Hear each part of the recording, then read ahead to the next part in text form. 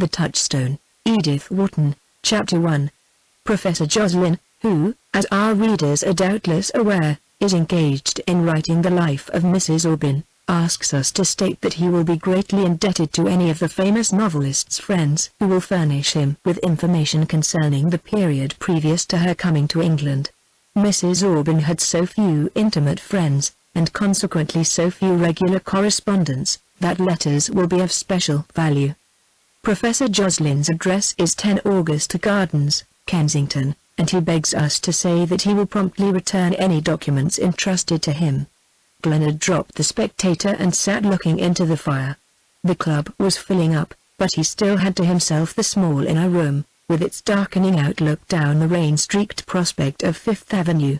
It was all dull and dismal enough, yet a moment earlier his boredom had been perversely tinged by a sense of resentment at the thought that, as things were going, he might in time have to surrender even the despised privilege of boring himself within those particular four walls.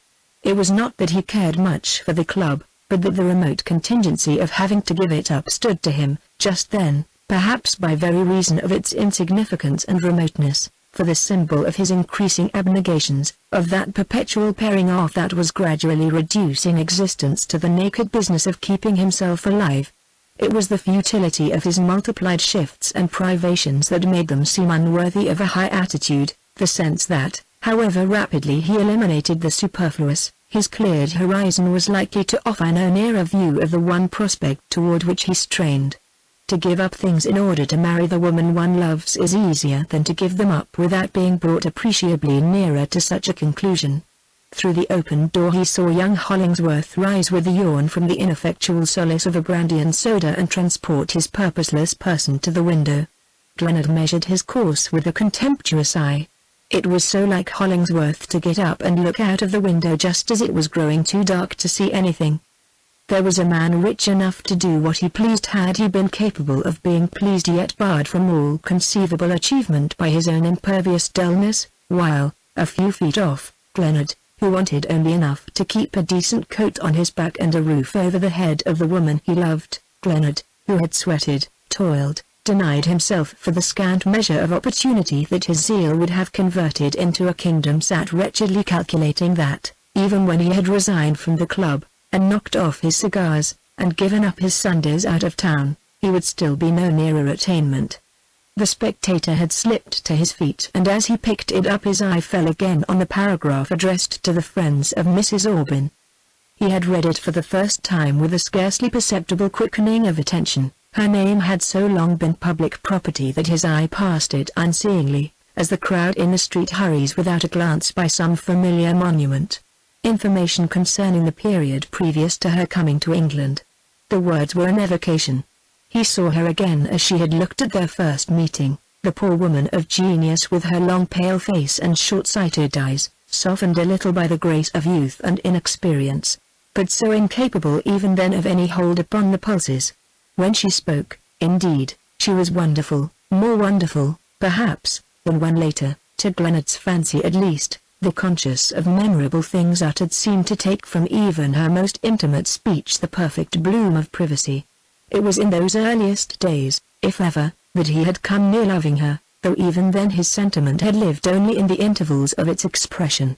Later, when to be loved by her had been a state to touch any man's imagination, the physical reluctance had, inexplicably, so overborne the intellectual attraction, that the last years had been, to both of them, an agony of conflicting impulses. Even now, if, in turning over old papers, his hand lit on her letters, the touch filled him with inarticulate misery. She had so few intimate friends. That letters will be of special value. So few intimate friends. For years she had had but one who in the last years had requited her wonderful pages, her tragic outpourings of love, humility, and pardon, with the scant phrases by which a man evades the vulgarest of sentimental importunities. He had been a brute in spite of himself, and sometimes, now that the remembrance of her face had faded, and only her voice and words remained with him, he chafed at his own inadequacy, his stupid inability to rise to the height of her passion. His egoism was not of a kind to mirror its complacency in the adventure. To have been loved by the most brilliant woman of her day, and to have been incapable of loving her, seemed to him, in looking back, the most derisive evidence of his limitations, and his remorseful tenderness for her memory was complicated with a sense of irritation against her for having given him once for all a measure of his emotional capacity. It was not often, however, that he thus probed the past. The public, in taking possession of Mrs. Aubyn, had eased his shoulders of their burden. There was something fatuous in an attitude of sentimental apology toward a memory already classic. To reproach oneself for not having loved Margaret Aubyn was a good deal like being disturbed by an inability to admire the Venus of Milo. From her cold niche of fame she looked down ironically enough on his self-flagellations. It was only when he came on something that belonged to her that he felt a sudden renewal of the old feeling, the strange dual impulse that drew him to her voice but drove him from her hand, so that even now, at sight of anything she had touched, his heart contracted painfully. It happened seldom nowadays. Her little presents, one by one, had disappeared from his rooms, and her letters, kept from some unacknowledged puerile vanity in the possession of such treasures, seldom came beneath his hand. Her letters will be of special value. Her letters. Why, he must have hundreds of them, enough to fill a volume. Sometimes it used to seem to him that they came with every post. He used to avoid looking in his letterbox when he came home to his rooms, but her writing seemed to spring out at him as he put his key in the door. He stood up and strolled into the other room. Hollingsworth, lounging away from the window, had joined himself to a languidly convivial group of men to whom, in phrases as halting as though they struggled to define an ultimate idea, he was expounding the cursed nuisance of living in a hole with such a damned climate that one had to get out of it by February, with the contingent difficulty of there being no place to take one's yacht to in winter but that other played-out hole, the Riviera. From the outskirts of this group Gleannad wandered to another, where a voice as different as possible from Hollingsworth's colourless organ dominated another circle of languid listeners. "Come and hear Dinslow talk about his patent, admission-free," one of the men sang out in a tone of mock resignation. Dinslow turned to Gleannad the confident pugnacity of his smile. "Give it another 6 months and it'll be talking about itself," he declared. "It's pretty nearly articulate now. Can it say Papa?" someone else inquired. Dinslow's smile broadened. "You'll be deuced glad to say Papa to it a year from now," he retorted. "It'll be able to support even you in affluence. Look here, now, just let me explain to you." Gleannad moved away impatiently. The men at the club, all but those who were in it, were proverbially tired of Dinslow's patent, and none more so than Gleannad, whose knowledge of its merits made it loom large in the depressing catalogue of lost opportunities. The relations between the two men had always been friendly, and Dinslow's urgent offers to take him in on the ground floor had of late intensified Glennard's sense of his own inability to meet good luck halfway. Some of the men who had paused to listen were already in evening clothes, others on their way home to dress, and Gleannad, with an accustomed twinge of humiliation, said to himself that if he lingered among them it was in the miserable hope that one of the number might ask him to dine. Miss Trent had told him that she was to go to the opera that evening with her rich aunt, and if he should have the luck to pick up a dinner invitation he might join her there without extra outlay. He moved about the room, lingering here and there in a tentative affectation of interest, but though the men greeted him pleasantly no one asked him to dine. Doubtless they were all engaged. These men who could afford to pay for their dinners, who did not have to hunt for invitations as a beggar rummages for a crust in an ash barrel. But no, as Hollingsworth left the lessening circle about the table an admiring youth called out to Holly, "Stop and dine." Hollingsworth turned on him the crude countenance that looked like the wrong side of a more finished face. "Sorry, I can't. I'm in for a beastly banquet." Gleannad threw himself into an armchair. Why go home in the rain to dress? It was folly to take a cab to the opera, it was worse folly to go there at all.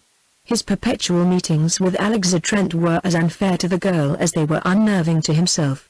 Since he couldn't marry her, it was time to stand aside and give a better man the chance, and his thought admitted the ironical implication that in the terms of expediency the phrase might stand for Hollingsworth. Chapter 2. He dined alone and walked home to his rooms in the rain. As he turned into Fifth Avenue he caught the wet gleam of carriages on their way to the opera, and he took the first side street, in a moment of irritation against the petty restrictions that thwarted every impulse.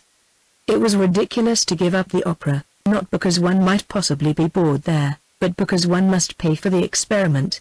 In his sitting room, the tacit connivance of the inanimate had centered the lamplight on a photograph of Alexa Trent, placed, in the obligatory silver frame, just where, as memory officiously reminded him, Margaret Aubyn's picture had long throned in its stead. Miss Trent's features cruelly justified the usurpation. She had the kind of beauty that comes of a happy accord of face and spirit. It is not given to many to have the lips and eyes of their rarest mood, and some women go through life behind a mask expressing only their anxiety about the butcher's bill or their inability to see a joke. With Miss Trent, face and mind had the same high serious contour. She looked like a throned justice by some grave Florentine painter, and it seemed to Glenard that her most salient attribute, or that at least to which her conduct gave most consistent expression, was a kind of passionate justice, the intuitive feminine justness that is so much rarer than a reasoned impartiality. Circumstances had tragically combined to develop this instinct into a conscious habit. She had seen more than most girls of the shabby side of life, of the perpetual tendency of want to cramp the noblest attitude. Poverty and misfortune had overhung her childhood, and she had none of the pretty delusions about life that are supposed to be the crowning grace of girlhood. This very competence, which gave her a touching reasonableness, made Glenard's situation more difficult than if he had aspired to a princess bred in the purple. Between them they asked so little, they knew so well how to make that little do, but they understood also, and she especially did not for a moment let him forget, that without that little the future they dreamed of was impossible. The sight of her photograph quickened Glenard's exasperation. He was sick and ashamed of the part he was playing. He had loved her now for 2 years, with the tranquil tenderness that gathers depth and volume as it nears fulfillment. He knew that she would wait for him, but the certitude was an added pang. There are times when the constancy of the woman one cannot marry is almost as trying as that of the woman one does not want to. Glenard turned up his reading lamp and stirred the fire. He had a long evening before him, and he wanted to crowd out thought with action. He had brought some papers from his office, and he spread them out on his table and squared himself to the task. It must have been an hour later that he found himself automatically fitting a key into a locked drawer. He had no more notion than a somnambulist of the mental process that had led up to this action. He was just dimly aware of having pushed aside the papers and the heavy calf volumes that a moment before had bounded his horizon, and of laying in their place, without a trace of conscious volition, the parcel he had taken from the drawer. The letters were tied in packets of 30 or 40. There were a great many packets. On some of the envelopes the ink was fading, on others, which bore the English postmark, it was still fresh. She had been dead hardly 3 years, and she had written, at lengthening intervals, to the last. He undid one of the earlier packets, little notes written during their first acquaintance at Hillbridge. Glenard, on leaving college, had begun life in his uncle's law office in the old university town. It was there that, at the house of her father, Professor Forth, he had first met the young lady then chiefly distinguished for having, after 2 years of a conspicuously unhappy marriage, returned to the protection of the paternal roof. Mrs. Aubyn was at that time an eager and somewhat tragic young woman, of complex mind and undeveloped manners, whom her crude experience of matrimony had fitted out with a stock of generalizations that exploded like bombs in the academic air of Hillbridge.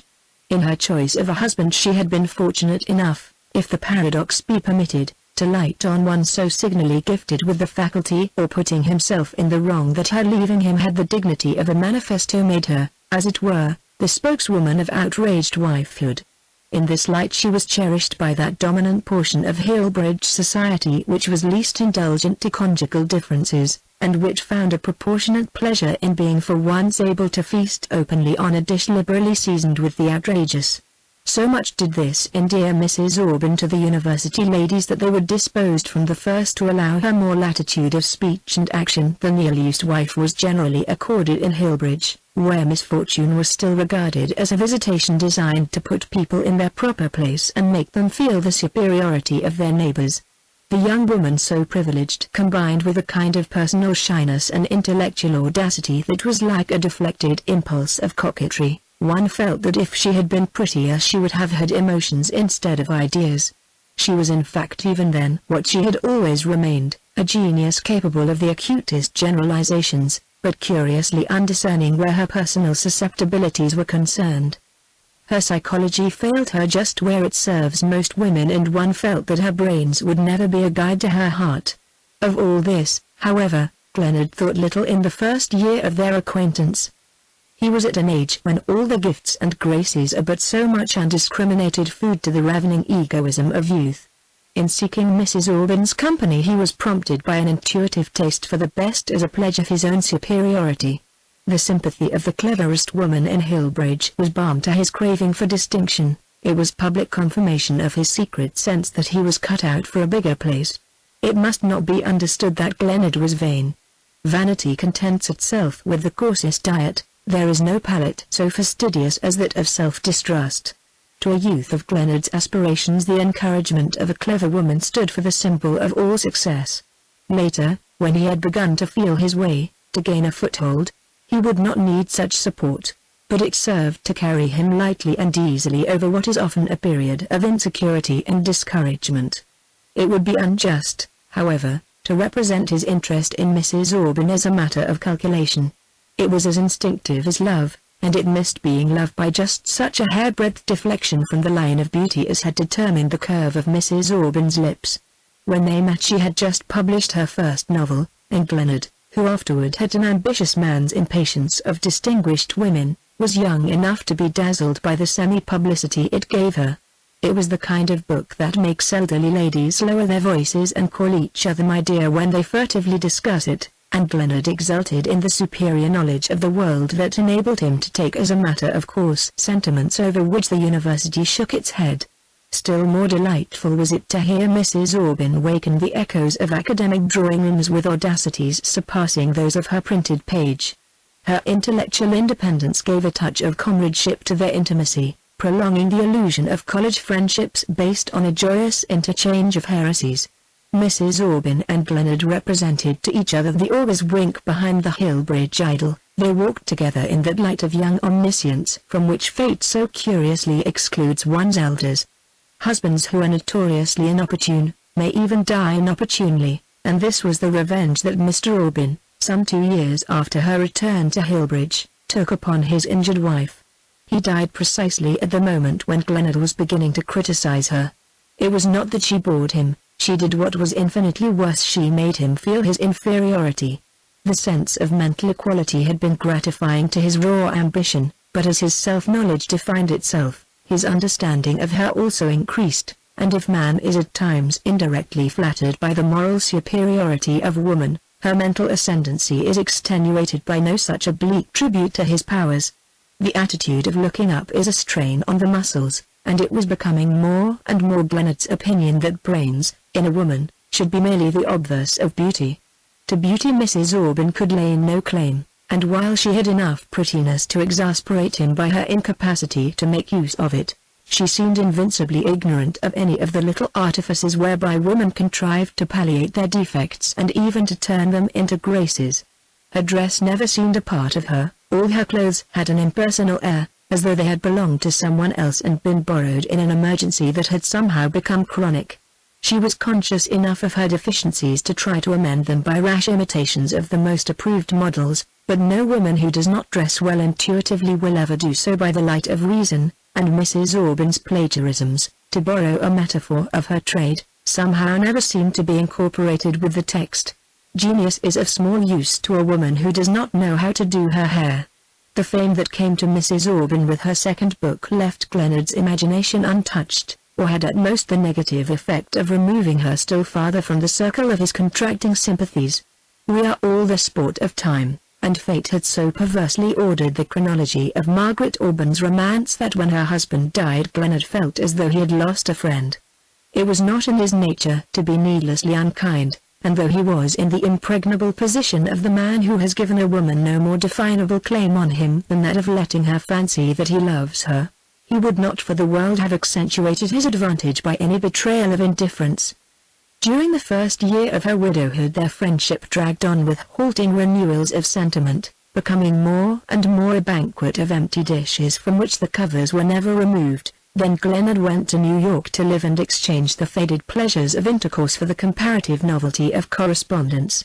Her letters, oddly enough, seemed at first to bring her nearer than her presence. She had adopted, and she successfully maintained, a note as affectionately impersonal as his own. She wrote ardently of her work, she questioned him about his, she even bantered him on the inevitable pretty girl who was certain before long to divert the current of his confidences. To Glenard, who was almost a stranger in New York, the sight of Mrs. Aubyn's writing was like a voice of reassurance in surroundings as yet insufficiently aware of him. His vanity found a retrospective enjoyment in the sentiment his heart had rejected, and this factitious emotion drove him once or twice to Hillbridge, whence, after scenes of evasive tenderness, he returned dissatisfied with himself and her. As he made room for himself in New York and peopled the space he had cleared with the sympathies at the disposal of agreeable and self-confident young men, it seemed to him natural to infer that Mrs. Aubyn had refurnished in the same manner the void he was not unwilling his departure should have left.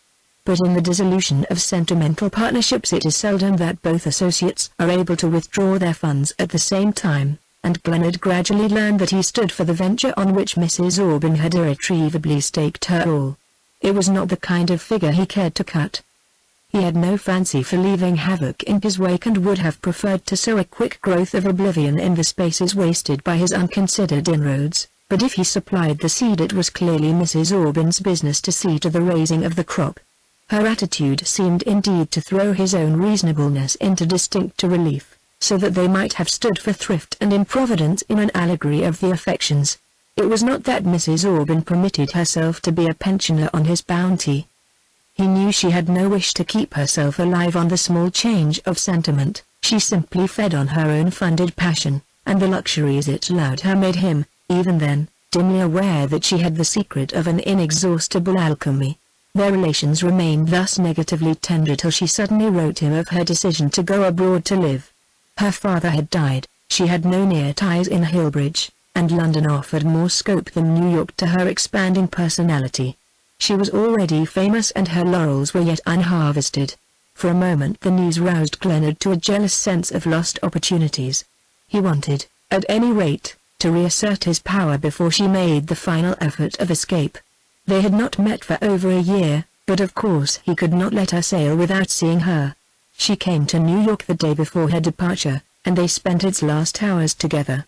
Glenard had planned no course of action, he simply meant to let himself drift.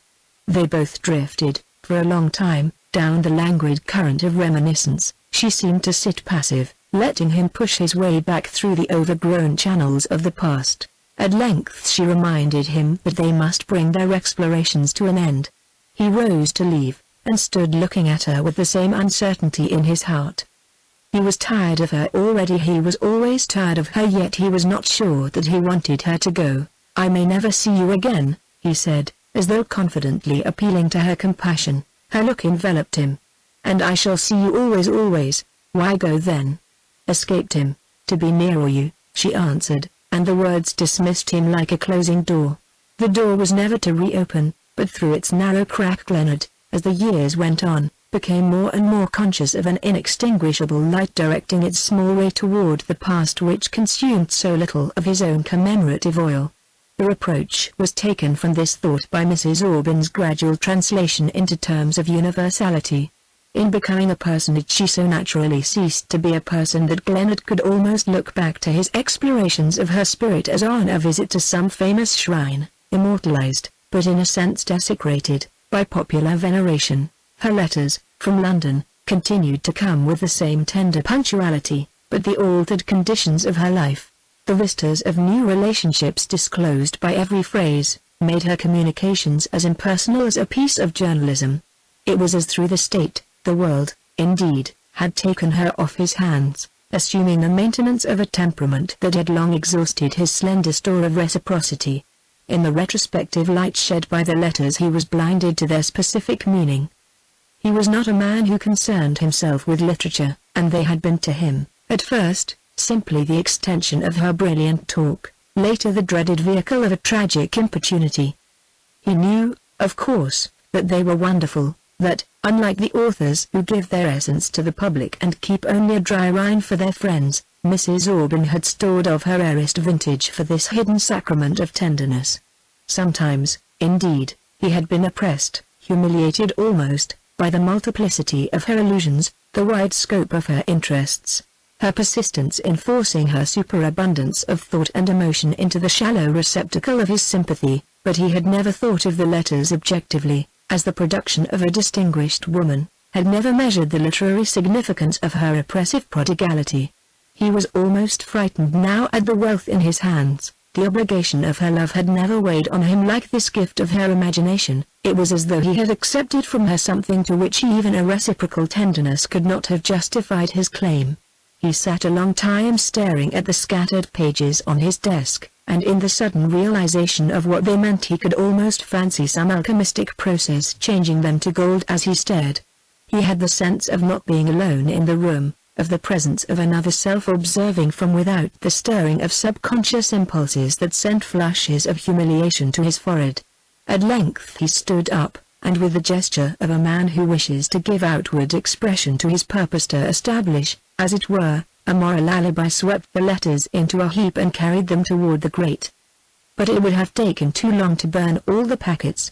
He turned back to the table and one by one fitted the pages into their envelopes, then he tied up the letters and put them back into the locked drawer. Chapter 3.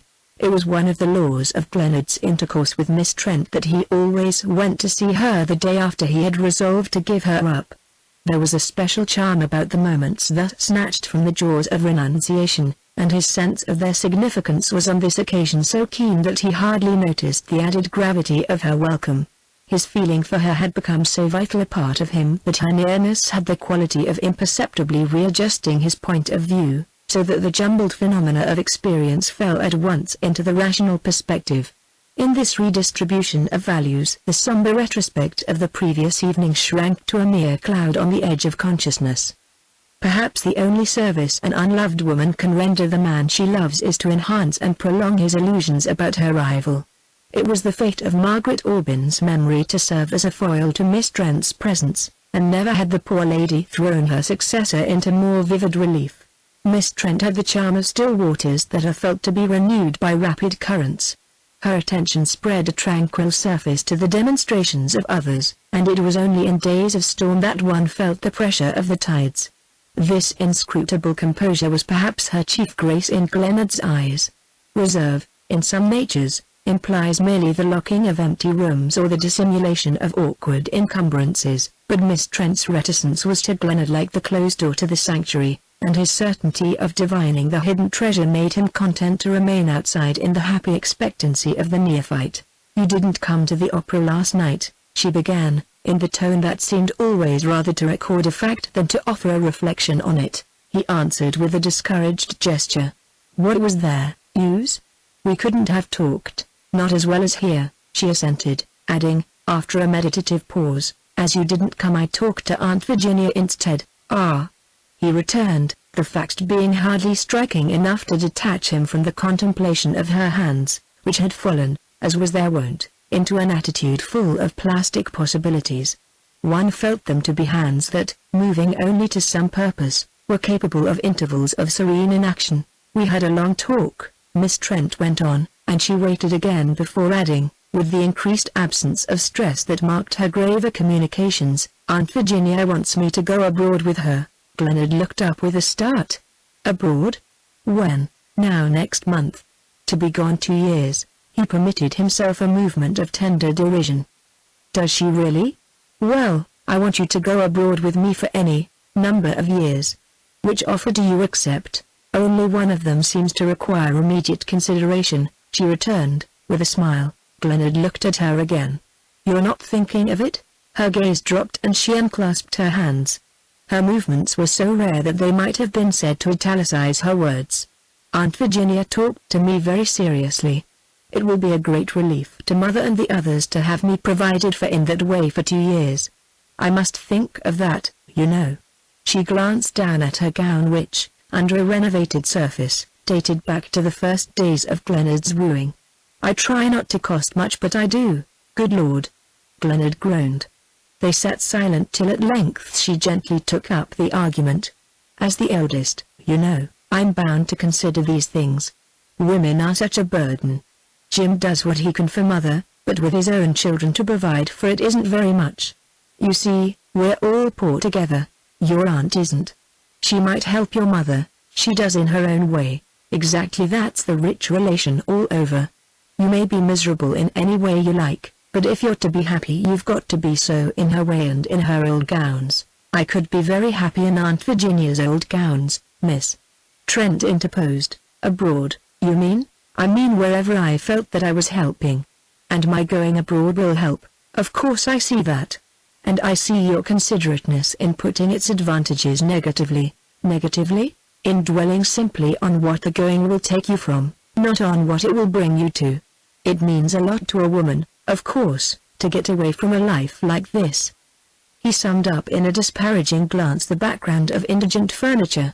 The question is how you'll like coming back to it. She seemed to accept the full consequences of his thought. I only know I don't like leaving it, he flung back somberly. You don't even put it conditionally then? Her gaze deepened. On what? He stood up and walked across the room. Then he came back, and paused before her. On the alternative of marrying me. The slow color, even her blushes seemed deliberate, rose to her lower lids, her lips stirred. But the words resolved themselves into a smile and she waited. He took another turn, with the thwarted step of the man whose nervous exasperation escapes through his muscles. And to think that in 15 years I shall have a big practice. Her eyes triumphed for him. In less. The cursed irony of it. What do I care for the man I shall be then?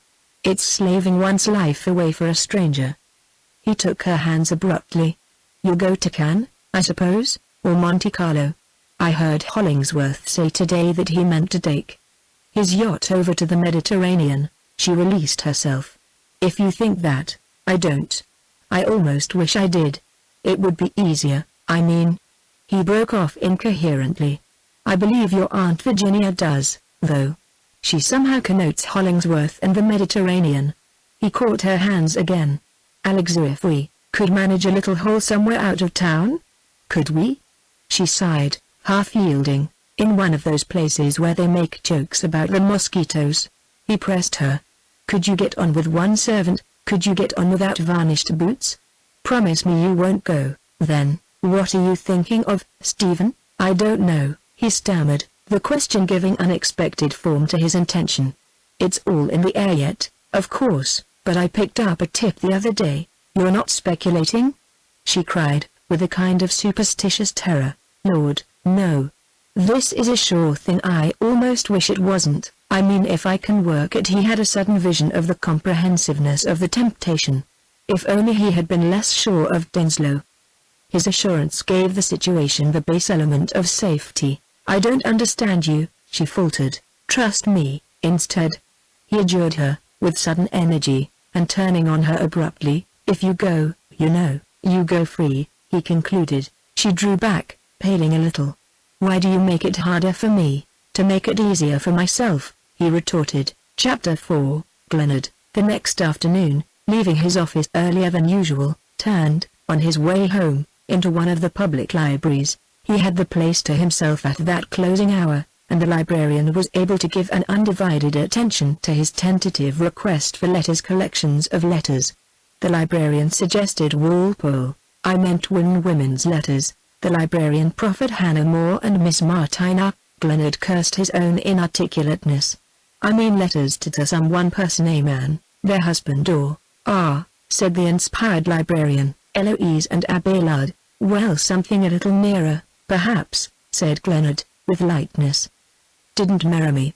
The lady's letters, in that case, were not published.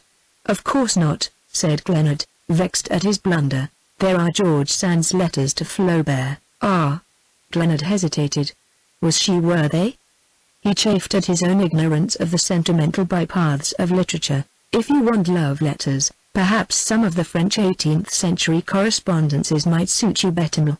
Ais or Madame de Sabrin. But Glenard insisted. I want something modern, English or American. I want to look something up, he lamely concluded. The librarian could only suggest George Eliot. Well, give me some of the French things, then, and I'll have Merimie's letters. It was the woman who published them. Wasn't it? He caught up his armful, transferring it, on the doorstep, to a cab which carried him to his rooms. He dined alone, hurriedly, at a small restaurant nearby, and returned at once to his books. Late that night, as he undressed, he wondered what contemptible impulse had forced from him his last words to Alexa Trent.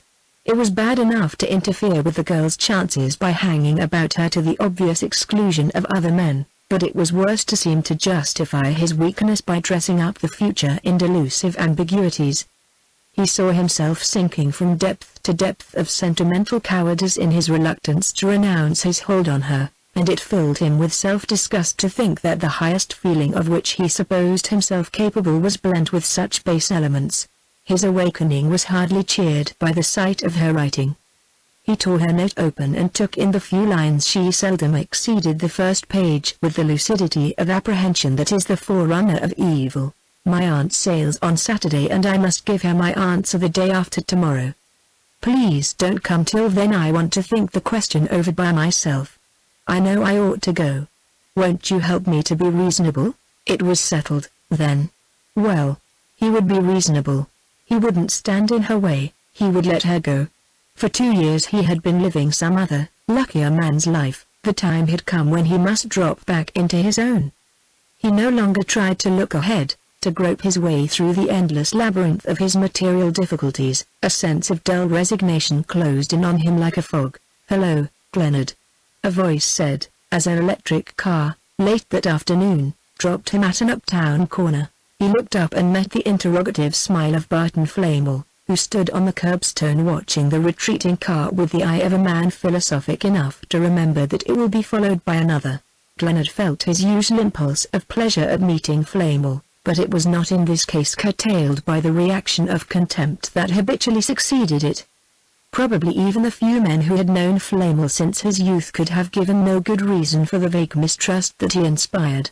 Some people are judged by their actions, others by their ideas, and perhaps the shortest way of defining Flamel is to say that his well-known leniency of view was vaguely divined to include himself. Simple minds may have resented the discovery that his opinions were based on his perceptions, but there was certainly no more definite charge against him than that implied in the doubt as to how he would behave in an emergency, and his company was looked upon as one of those mildly unwholesome dissipations to which the prudent may occasionally yield. It now offered itself to Glenard as an easy escape from the obsession of moral problems, which somehow could no more be worn in Flamel's presence than a surplice in the street. "Where are you going? To the club?" Flamel asked, adding, as the younger man assented, "Why not come to my studio instead? You'll see one bore instead of 20. The apartment which Flamel described as his studio showed, as its one claim to the designation, a perennially empty easel, the rest of its space being filled with the evidences of a comprehensive dilettantism. Against this background, which seemed the visible expression of its owner's intellectual tolerance, rows of fine books detached themselves with a prominence, showing them to be Flamel's chief care. Glenard glanced with the eye of untrained curiosity at the lines of warm-toned Morocco, while his host busied himself with the uncorking of Apollinaries. "You've got a splendid lot of books," he said. "They're fairly decent," the other assented, in the curt tone of the collector who will not talk of his passion for fear of talking of nothing else. Then, as Glenard, his hands in his pockets, began to stroll perfunctorily down the long line of bookcases, some men, Flamel irresistibly added, think of books merely as tools, others as tooling. I'm between the two. There are days when I use them as scenery, other days when I want them as society, so that, as you see, my library represents a makeshift compromise between looks and brains, and the collectors look down on me almost as much as the students." Glenard, without answering, was mechanically taking one book after another from the shelves. His hands slipped curiously over the smooth covers and the noiseless subsidence of opening pages. Suddenly he came on a thin volume of faded manuscript. "What's this?" he asked, with a listless sense of wonder. "Ah, you're at my manuscript shelf. I've been going in for that sort of thing lately." Flamel came up and looked over his shoulders. "That's a bit of Stendhal, one of the Italian stories, and here are some letters of Balzac to Madame Comanville." Glenard took the book with sudden eagerness. Who was Madame Comanville? His sister. He was conscious that Flamel was looking at him with a smile that was like an interrogation point. "I didn't know you cared for this kind of thing. I don't, at least I've never had the chance." "Have you many collections of letters?" "Lord, no, very few. I'm just beginning, and most of the interesting ones are out of my reach. Here's a queer little collection, though the rarest thing. I've got half a dozen of Shelley's letters to Harriet Westbrook. I had a devil of a time getting them. A lot of collectors were after them." Glenard, taking the volume from his hand, glanced with a kind of repugnance at the interleaving of yellow criss-crossed sheets. "She was the one who drowned herself, wasn't she?" Flamel nodded. "I suppose that little episode adds about 50% to their value," he said, meditatively. Glenard laid the book down. He wondered why he had joined Flamel. He was in no humor to be amused by the older man's talk, and a recrudescence of personal misery rose about him like an icy tide. "I believe I must take myself off," he said. "I'd forgotten an engagement." He turned to go, but almost at the same moment he was conscious of a duality of intention wherein his apparent wish to leave revealed itself as a last effort of the will against the overmastering desire to stay and unbosom himself to Flamel. The older man, as though divining the conflict, laid a detaining pressure on his arm. "Won't the engagement keep? Sit down and try one of these cigars. I don't often have the luck of seeing you here." "I'm rather driven just now," said Glenard, vaguely. He found himself seated again, and Flamel had pushed to his side a low stand holding a bottle of Apollinaris and a decanter of cognac. Flamel, thrown back in his capacious armchair, surveyed him through a cloud of smoke with the comfortable tolerance of the man to whom no inconsistencies need be explained. Connivance was implicit in the air. It was the kind of atmosphere in which the outrageous loses its edge. Glenard felt a gradual relaxing of his nerves. "I suppose one has to pay a lot for letters like that?" he heard himself asking, with a glance in the direction of the volume he had laid aside. "Oh, so do depends on circumstances." Flamel viewed him, thoughtfully. "Are you thinking of collecting?" Glenard laughed. "Lord, no. The other way round." "Selling? Oh, I hardly know. I was thinking of a poor chap." Flamel filled the pause with a nod of interest. "A poor chap I used to know who died. He died last year and who left me a lot of letters. Letters he thought a great deal of. He was fond of me and left them to me outright, with the idea, I suppose, that they might benefit me somehow. I don't know, I'm not much up on such things." He reached his hand to the tall glass his host had filled. "A collection of autograph letters, eh? Any big names?" "Oh, only one name. They're all letters written to him by one person, you understand. A woman, in fact." "Oh, a woman," said Flamel, negligently. Glenard was nettled by his obvious loss of interest. "I rather think they'd attract a good deal of notice if they were published." Flamel still looked uninterested. "Love letters, I suppose?" "Oh, just the letters a woman would write to a man she knew well. They were tremendous friends, he and she wrote a clever letter." "Clever?" It was Margaret Aubyn. A great silence filled the room. It seemed to Glenard that the words had burst from him as blood gushes from a wound. "Great Scott!" said Flamel, sitting up. "A collection of Margaret Aubyn's letters? Did you say you had them?" "They were left me by my friend." "I see. Was he well?" "No matter. You're to be congratulated, at any rate. What are you going to do with them?" Glenard stood up with a sense of weariness in all his bones. "Oh, I don't know. I haven't thought much about it. I just happened to see that some fellow was writing her life." "Jocelyn, yes. You didn't think of giving them to him?" Glenard had lounged across the room and stood staring up at a bronze Bacchus who drooped his garlanded head above the pediment of an Italian cabinet. "What ought I to do?" "You're just the fellow to advise me." He felt the blood in his cheek as he spoke. Flamel sat with meditative eye. "What do you want to do with them?" he asked. "I want to publish them," said Glenard, swinging round with sudden energy. "If I can." "If you can? They're yours, you say?" "They're mine fast enough. There's no one to prevent. I mean there are no restrictions." He was arrested by the sense that these accumulated proofs of impunity might precisely stand as the strongest check on his action. "And Mrs. Aubyn had no family, I believe?" "No." "Then I don't see who's to interfere," said Flamel, studying his cigar tip. Glenard had turned his unseeing stare on an ecstatic St. Catherine framed in tarnished gilding. It's just this way. He began again, with an effort. When letters are as personal as these of my friends. Well, I don't mind telling you that the cash would make a heap of difference to me, such a lot that it rather obscures my judgment. The fact is, if I could lay my hand on a few thousands now, I could get into a big thing, and without appreciable risk, and I'd like to know whether you think I'd be justified under the circumstances. He paused, with a dry throat. It seemed to him at the moment that it would be impossible for him ever to sink lower in his own estimation. He was in truth less ashamed of weighing the temptation than of submitting his scruples to a man like Flamel, and affecting to appeal to sentiments of delicacy on the absence of which he had consciously reckoned.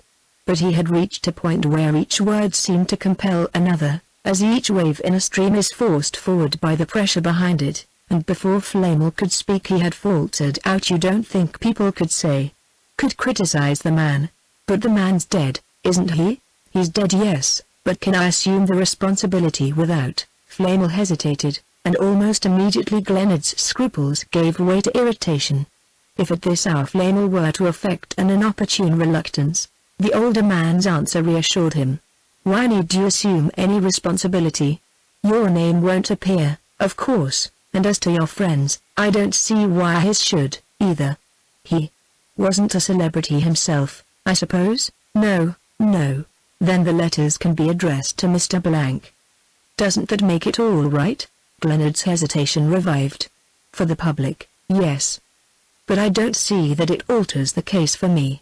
The question is, ought I to publish them at all?" "Of course you ought to." Flamel spoke with invigorating emphasis.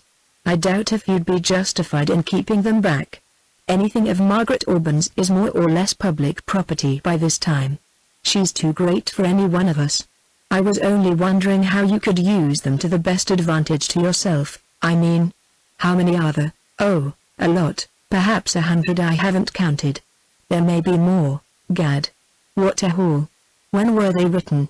"I don't know that. Is they corresponded for years." "What's the odds?" He moved toward his hat with a vague impulse of flight. "It all counts," said Flamel, imperturbably. "A long correspondence one, I mean, that covers a great deal of time is obviously worth more than if the same number of letters had been written within a year. At any rate, you won't give them to Jocelyn? They'd fill a book, wouldn't they?" "I suppose so. I don't know how much it takes to fill a book." "Not love letters, you say? Why?" flashed from Glenard. "Oh, nothing, only the big public is sentimental, and if they were, why, you could get any money for Margaret Auburn's love letters." Glenard was silent. "Are the letters interesting in themselves? I mean apart from the association with her name? I'm no judge." Glenard took up his hat and thrust himself into his overcoat. "I dare say I shan't do anything about it. And, Flamel, you won't mention this to anyone?" "Lord, no." "Well, I congratulate you. You've got a big thing." Flamel was smiling at him from the hearth. Glenard, on the threshold, forced a response to the smile, while he questioned with loitering indifference, "Financially, eh?" "Rather, I should say so." Glenard's hand lingered on the knob. "How much should you say? You know about such things." "Oh, I should have to see the letters, but I should say, well, if you've got enough to fill a book and they're fairly readable, and the book is brought out at the right time, say 10,000 down from the publisher, and possibly 1 or 2 more in royalties. If you got the publishers bidding against each other you might do even better, but of course I'm talking in the dark." "Of course," said Glenard, with sudden dizziness. His hand had slipped from the knob and he stood staring down at the exotic spirals of the Persian rug beneath his feet. "I'd have to see the letters," Flamel repeated. "Of course you'd have to see them." Glenard stammered, and, without turning, he flung over his shoulder an inarticulate goodbye. Chapter 5. The little house, as Glenard strolled up to it between the trees, seemed no more than a gate hen pitched against the sunshine. It had the crispness of a freshly starched summer gown, and the geraniums on the veranda bloomed as simultaneously as the flowers in a bonnet. The garden was prospering absurdly. Seed they had sown at random amid laughing countercharges of incompetence had shot up in fragrant defiance of their blunders. He smiled to see the clematis unfolding its punctual wings about the porch. The tiny lawn was smooth as a shaven cheek, and a crimson rambler mounted to the nursery window of a baby who never cried. A breeze shook the awning above the tea table, and his wife, as he drew near, could be seen bending above a kettle that was just about to boil. So vividly did the whole scene suggest the painted bliss of a stage setting, that it would have been hardly surprising to see her step forward among the flowers and trill out her virtuous happiness from the veranda rail. The stale heat of the long day in town, the dusty promiscuity of the suburban train were now but the requisite foil to an evening of scented breezes and tranquil talk. They had been married more than a year, and each homecoming still reflected the freshness of their first day together. If, indeed, their happiness had a flaw, it was in resembling too closely the bright impermanence of their surroundings. Their love as yet was but the gay tent of holiday-makers. His wife looked up with a smile. The country life suited her, and her beauty had gained depth from a stillness in which certain faces might have grown opaque. "Are you very tired?" she asked, pouring his tea. "Just enough to enjoy this." He rose from the chair in which he had thrown himself and bent over the tray for his cream. "You've had a visitor?" he commented, noticing a half-empty cup beside her own. "Only Mr. Flamel," she said, indifferently. "Flamel? Again?" she answered without show of surprise. "He left just now. His yacht is down at Laurel Bay and he borrowed the trap of their Dreshams to drive over here." Glenard made no comment, and she went on, leaning her head back against the cushions of her bamboo seat. "He wants us to go for a sail with him next Sunday." Glenard meditatively stirred his tea. He was trying to think of the most natural and unartificial thing to say, and his voice seemed to come from the outside, as though he were speaking behind a marionette. "Do you want to?" "Just as you please," she said, compliantly. No affectation of indifference could have been as baffling as her compliance. Glenard, of late, was beginning to feel that the surface which, a year ago, he had taken for a sheet of clear glass, might, after all, be a mirror reflecting merely his own conception of what lay behind it. "Do you like Flamel?" he suddenly asked, to which, still engaged with her tea, she returned the feminine answer, "I thought you did." "I do, of course," he agreed, vexed at his own incorrigible tendency to magnify Flamel's importance by hovering about the topic. "A sail would be rather jolly. Let's go." She made no reply, and he drew forth the rolled-up evening papers which he had thrust into his pocket on leaving the train. As he smoothed them out, his own countenance seemed to undergo the same process.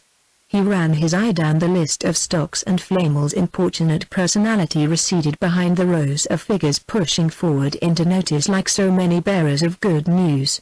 Glenard's investments were flowering like his garden. The driest shares blossomed into dividends, and a golden harvest awaited his sickle. He glanced at his wife with the tranquil air of the man who digests good luck as naturally as the dry ground absorbs a shower.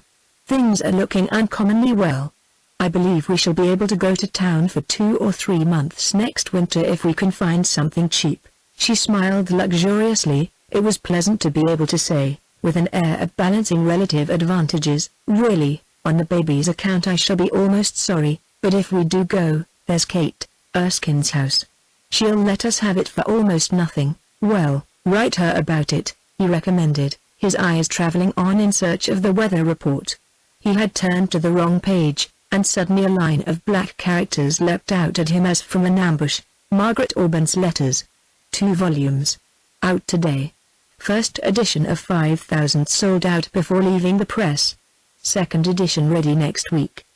The book of the year." He looked up stupidly. His wife still sat with her head thrown back, her pure profile detached against the cushions. She was smiling a little over the prospect his last words had opened. Behind her head shivers of sun and shade ran across the striped awning. A row of maples and a privet hedge hid their neighbors' gables, giving them undivided possession of their leafy half-acre, and life, a moment before, had been like their plot of ground, shut off, hedged in from importunities, impenetrably his and hers. Now it seemed to him that every maple leaf, every privet bud, was a relentless human gaze, pressing close upon their privacy. It was as though they sat in a brightly lit room, uncurtained from a darkness full of hostile watchers. His wife still smiled, and her unconsciousness of danger seemed, in some horrible way, to put her beyond the reach of rescue. He had not known that it would be like this. After the first odious weeks, spent in preparing the letters for publication, in submitting them to Flamel, and in negotiating with the publishers, the transaction had dropped out of his consciousness into that unvisited limbo to which we relegate the deeds we would rather not have done but have no notion of undoing. From the moment he had obtained Miss Trent's promise not to sail with her aunt, he had tried to imagine himself irrevocably committed. After that, he argued, his first duty was to her. She had become his conscience. The sum obtained from the publishers by Flamel's adroit manipulations and opportunely transferred to Dinslow's successful venture, already yielded a return which, combined with Glenard's professional earnings, took the edge of compulsion from their way of living, making it appear the expression of a graceful preference for simplicity. It was the mitigated poverty which can subscribe to a review or two and have a few flowers on the dinner table. And already in a small way Glenard was beginning to feel the magnetic quality of prosperity. Clients who had passed his door in the hungry days sought it out now that it bore the name of a successful man. It was understood that a small inheritance, cleverly invested, was the source of his fortune, and there was a feeling that a man who could do so well for himself was likely to know how to turn over other people's money. But it was in the more intimate reward of his wife's happiness that Glenard tasted the full flavor of success. Coming out of conditions so narrow that those he offered her seemed spacious, she fitted into her new life without any of those manifest efforts at adjustment that are as sore to a husband's pride as the critical rearrangement of the bridal furniture. She had given him, instead, the delicate pleasure of watching her expand like a sea creature restored to its element, stretching out the atrophied tentacles of girlish vanity and enjoyment to the rising tide of opportunity. And somehow in the windowless inner cell of his consciousness where self-criticism cowered, Glenard's course seemed justified by its merely material success. How could such a crop of innocent blessedness have sprung from tainted soil? Now he had the injured sense of a man entrapped into a disadvantageous bargain. He had not known it would be like this, and a dull anger gathered at his heart. Anger against whom? Against his wife, for not knowing what he suffered? Against Flamel, for being the unconscious instrument of his wrongdoing? Or against that mute memory to which his own act had suddenly given a voice of accusation? Yes, that was it, and his punishment henceforth would be the presence, the unescapable presence, of the woman he had so persistently evaded. She would always be there now. It was as though he had married her instead of the other. It was what she had always wanted to be with him, and she had gained her point at last. He sprang up, as though in an impulse of flight. The sudden movement lifted his wife's lids, and she asked, in the incurious voice of the woman whose life is enclosed in a magic circle of prosperity, "Any news?" "No, none," he said, roused to a sense of immediate peril. The papers lay scattered at his feet. What if she were to see them? He stretched his arm to gather them up, but his next thought showed him the futility of such concealment. The same advertisement would appear every day, for weeks to come, in every newspaper. How could he prevent her seeing it? He could not always be hiding the papers from her. Well, and what if she did see it? It would signify nothing to her. The chances were that she would never even read the book. As she ceased to be an element of fear in his calculations, the distance between them seemed to lessen, and he took her again, as it were, into the circle of his conjugal protection. Yet a moment before he had almost hated her. He laughed aloud at his senseless terrors. He was off his balance, decidedly. "What are you laughing at?" she asked. He explained, elaborately, that he was laughing at the recollection of an old woman in the train, an old woman with a lot of bundles, who couldn't find her ticket. But somehow, in the telling, the humor of the story seemed to evaporate, and he felt the conventionality of her smile. He glanced at his watch. "Isn't it time to dress?" She rose with serene reluctance. "It's a pity to go in. The garden looks so lovely." They lingered side by side, surveying their domain. There was not space in it, at this hour, for the shadow of the elm tree in the angle of the hedge. It crossed the lawn, cut the flower border in two, and ran up the side of the house to the nursery window. She bent to flick a caterpillar from the honeysuckle. Then, as they turned indoors, "If we mean to go on the yacht next Sunday," she suggested, "oughtn't you to let Mr. Flamel know?" Glenard's exasperation deflected suddenly. "Of course I shall let him know. You always seem to imply that I'm going to do something rude to Flamel." The words reverberated through her silence. She had a way of thus leaving one space in which to contemplate one's folly at arm's length. Glenard turned on his heel and went upstairs. As he dropped into a chair before his dressing table, he said to himself that in the last hour he had sounded the depths of his humiliation, and that the lowest dregs of it, the very bottom slime, was the hateful necessity of having always, as long as the two men lived, to be civil to Barton Flamel. Chapter 6. The week in town had been sultry, and the men, in the Sunday emancipation of white flannel and duck, filled the deck chairs of the yacht with their outstretched apathy, following, through a mist of cigarette smoke, the flitting inconsequences of the women.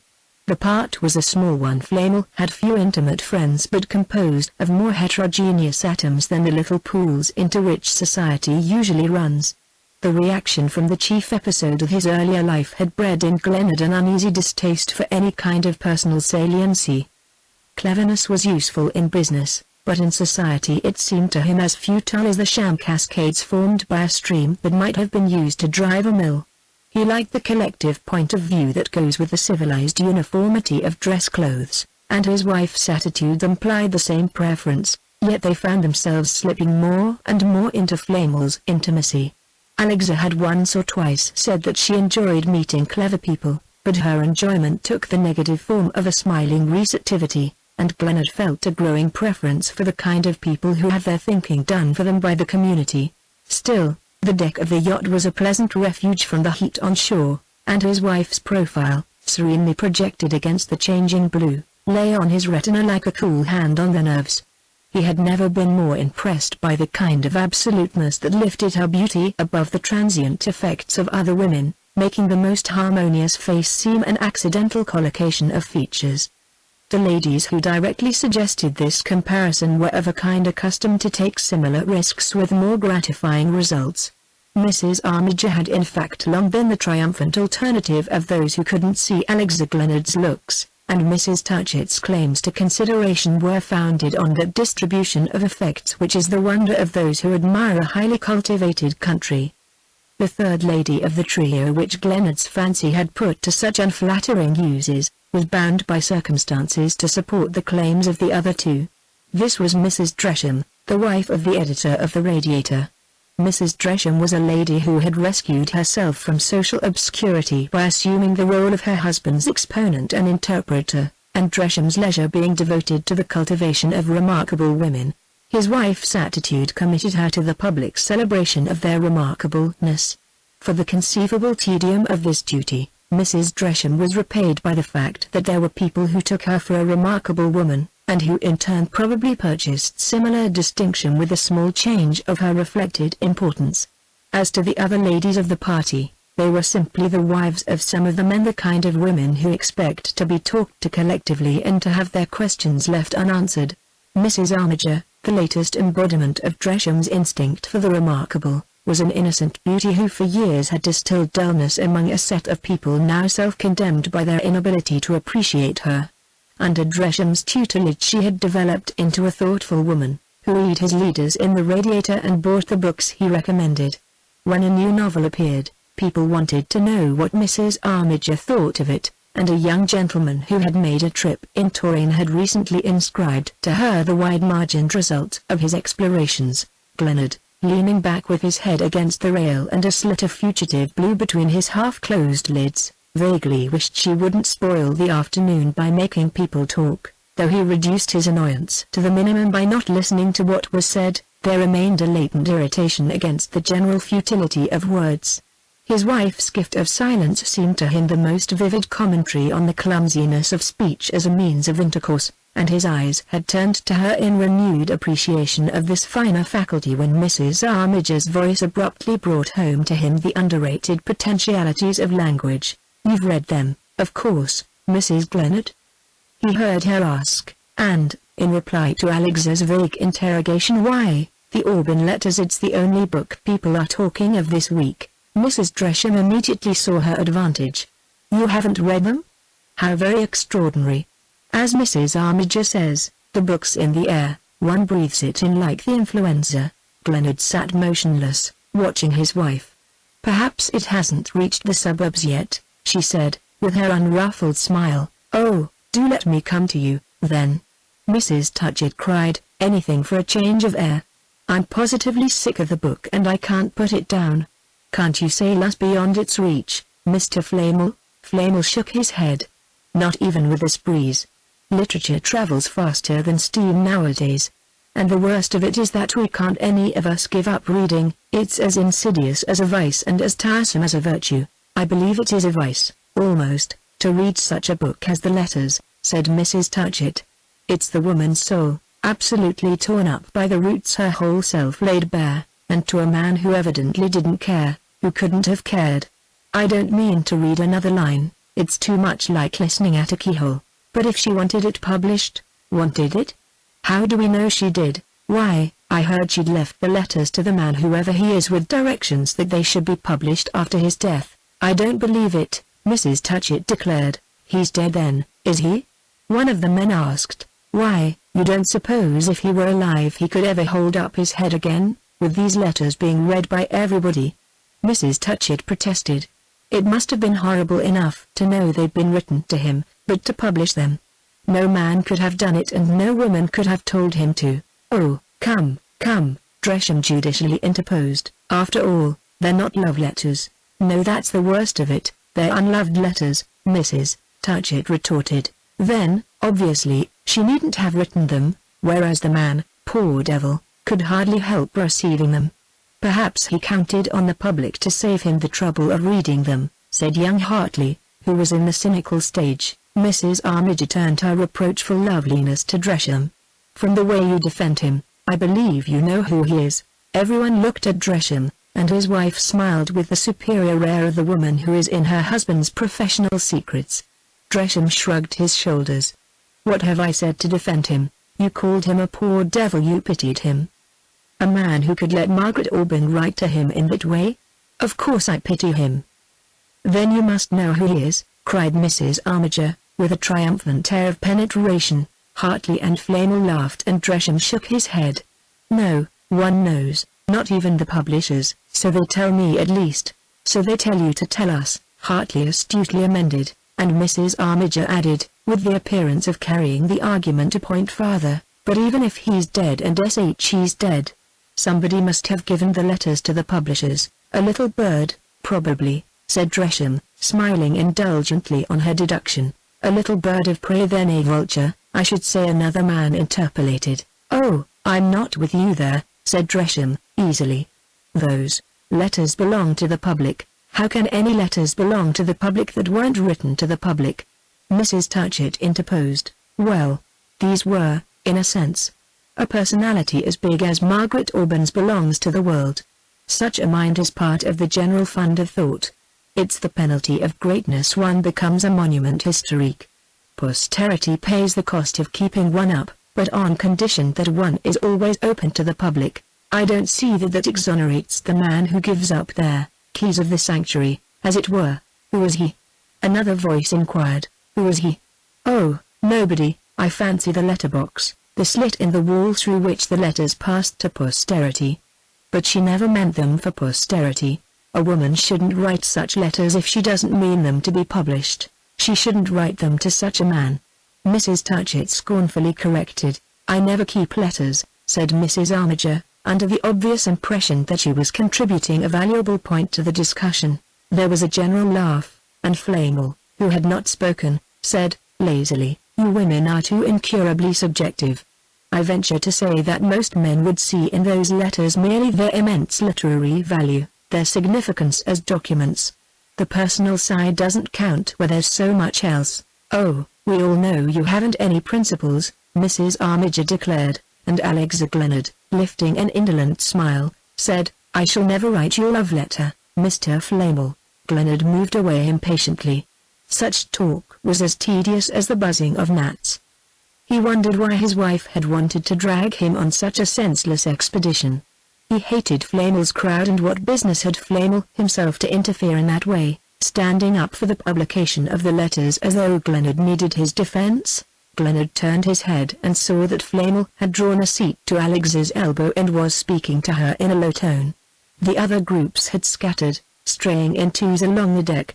It came over Glenard that he should never again be able to see Flamel speaking to his wife without the sense of sick mistrust that now loosened his joints. Alexa, the next morning, over their early breakfast, surprised her husband by an unexpected request. "Will you bring me those letters from town?" she asked. "What letters?" he said, putting down his cup. He felt himself as helplessly vulnerable as a man who is lunged at in the dark. "Mrs. Aubyn's. The book they were all talking about yesterday," Glenard, carefully measuring his second cup of tea, said, with deliberation. "I didn't know you cared about that sort of thing." She was, in fact, not a great reader, and a new book seldom reached her till it was, so to speak, on the home stretch, but she replied, with a gentle tenacity, "I think it would interest me because I read her life last year." "Her life? Where did you get that?" "Someone lent it to me when it came out, Mr. Flamel, I think." His first impulse was to exclaim, "Why the devil do you borrow books of Flamel? I can buy you all you want," but he felt himself irresistibly forced into an attitude of smiling compliance. "Flamel always has the newest books going, hasn't he? You must be careful, by the way, about returning what he lends you. He's rather crotchety about his library." "Oh, I'm always very careful," she said, with a touch of competence that struck him, and she added, as he caught up his hat, "Don't forget the letters." Why had she asked for the book? Was her sudden wish to see it the result of some hint of Flamel's? The thought turned Glenard sick, but he preserved sufficient lucidity to tell himself, a moment later, that his last hope of self-control would be lost if he yielded to the temptation of seeing a hidden purpose in everything she said and did. How much Flamel guessed, he had no means of divining, nor could he predicate, from what he knew of the man, to what use his inferences might be put. The very qualities that had made Flamel a useful adviser made him the most dangerous of accomplices. Glenard felt himself a grope among alien forces that his own act had set in motion.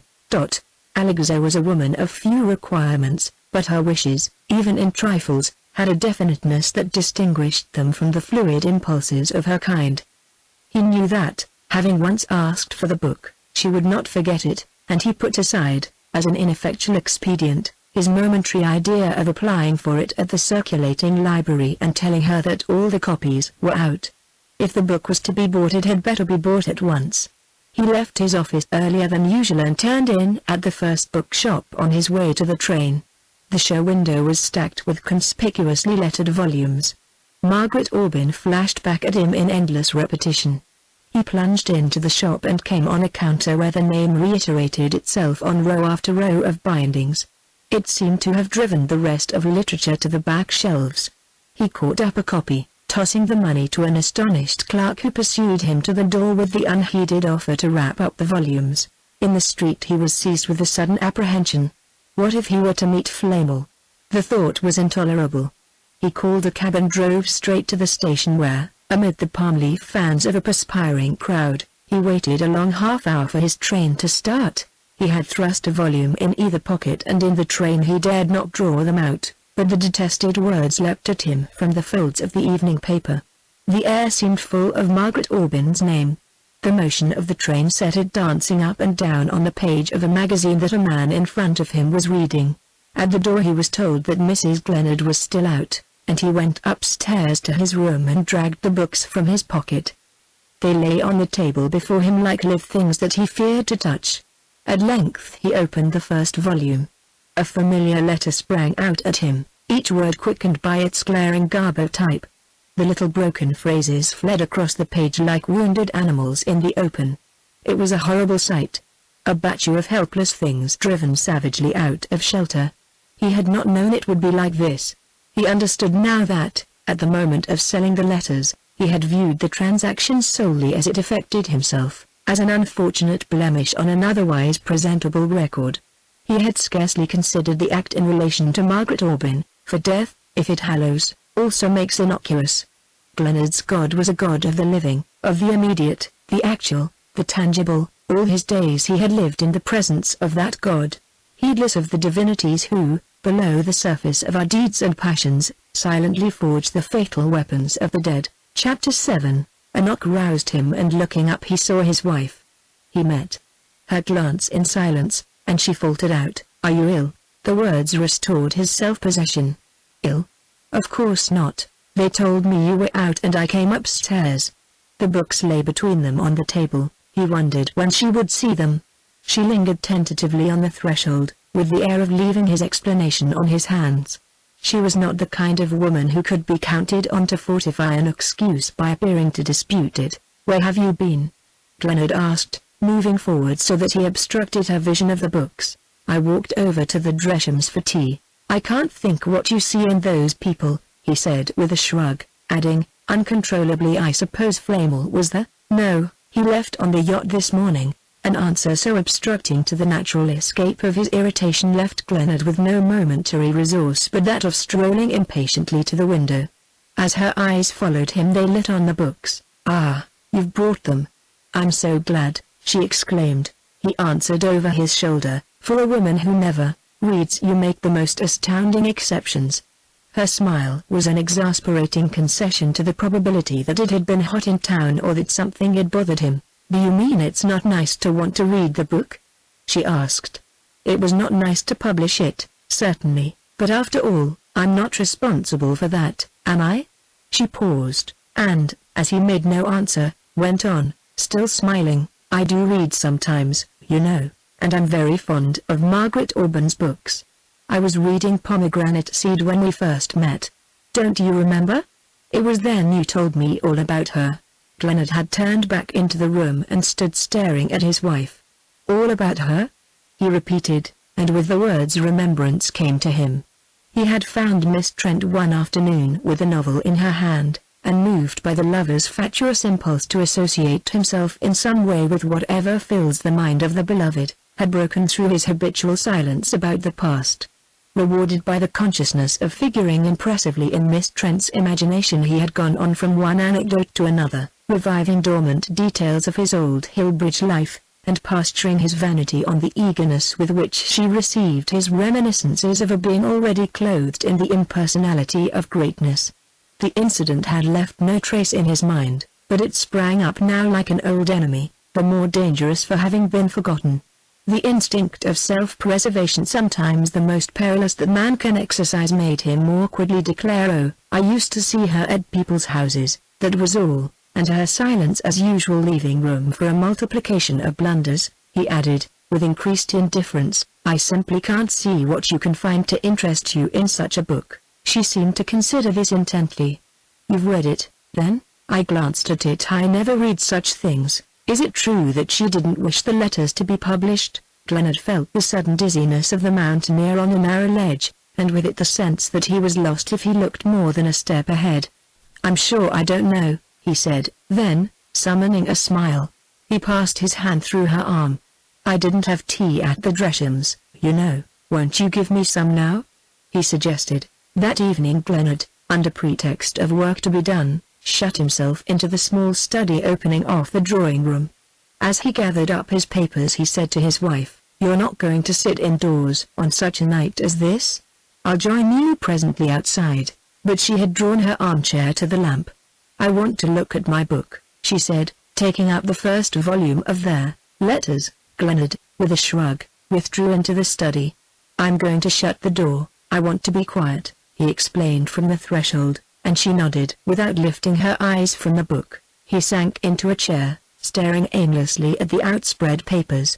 How was he to work, while on the other side of the door she sat with that volume in her hand?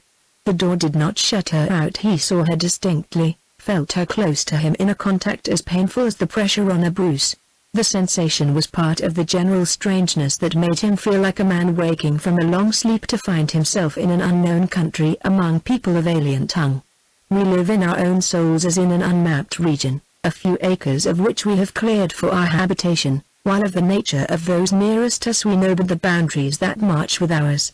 Of the points in his wife's character not in direct contact with his own, Glennard now discerned his ignorance, and the baffling sense of her remoteness was intensified by the discovery that, in one way, she was closer to him than ever before. As one may live for years in happy unconsciousness of the possession of a sensitive nerve, he had lived beside his wife unaware that her individuality had become a part of the texture of his life, ineradicable as some growth on a vital organ, and he now felt himself at once incapable of forecasting her judgment and powerless to evade its effects. To escape. The next morning, the confidences of the breakfast table, he went to town earlier than usual. His wife, who read slowly, was given to talking over what she read, and at present his first object in life was to postpone the inevitable discussion of the letters. This instinct of protection in the afternoon, on his way uptown, guided him to the club in search of a man who might be persuaded to come out to the country to dine. The only man in the club was Flamel. Glenard, as he heard himself almost involuntarily pressing Flamel to come and dine, felt the full irony of the situation. To use Flamel as a shield against his wife's scrutiny was only a shade less humiliating than to reckon on his wife as a defense against Flamel. He felt a contradictory movement of annoyance at the latter's ready acceptance, and the two men drove in silence to the station.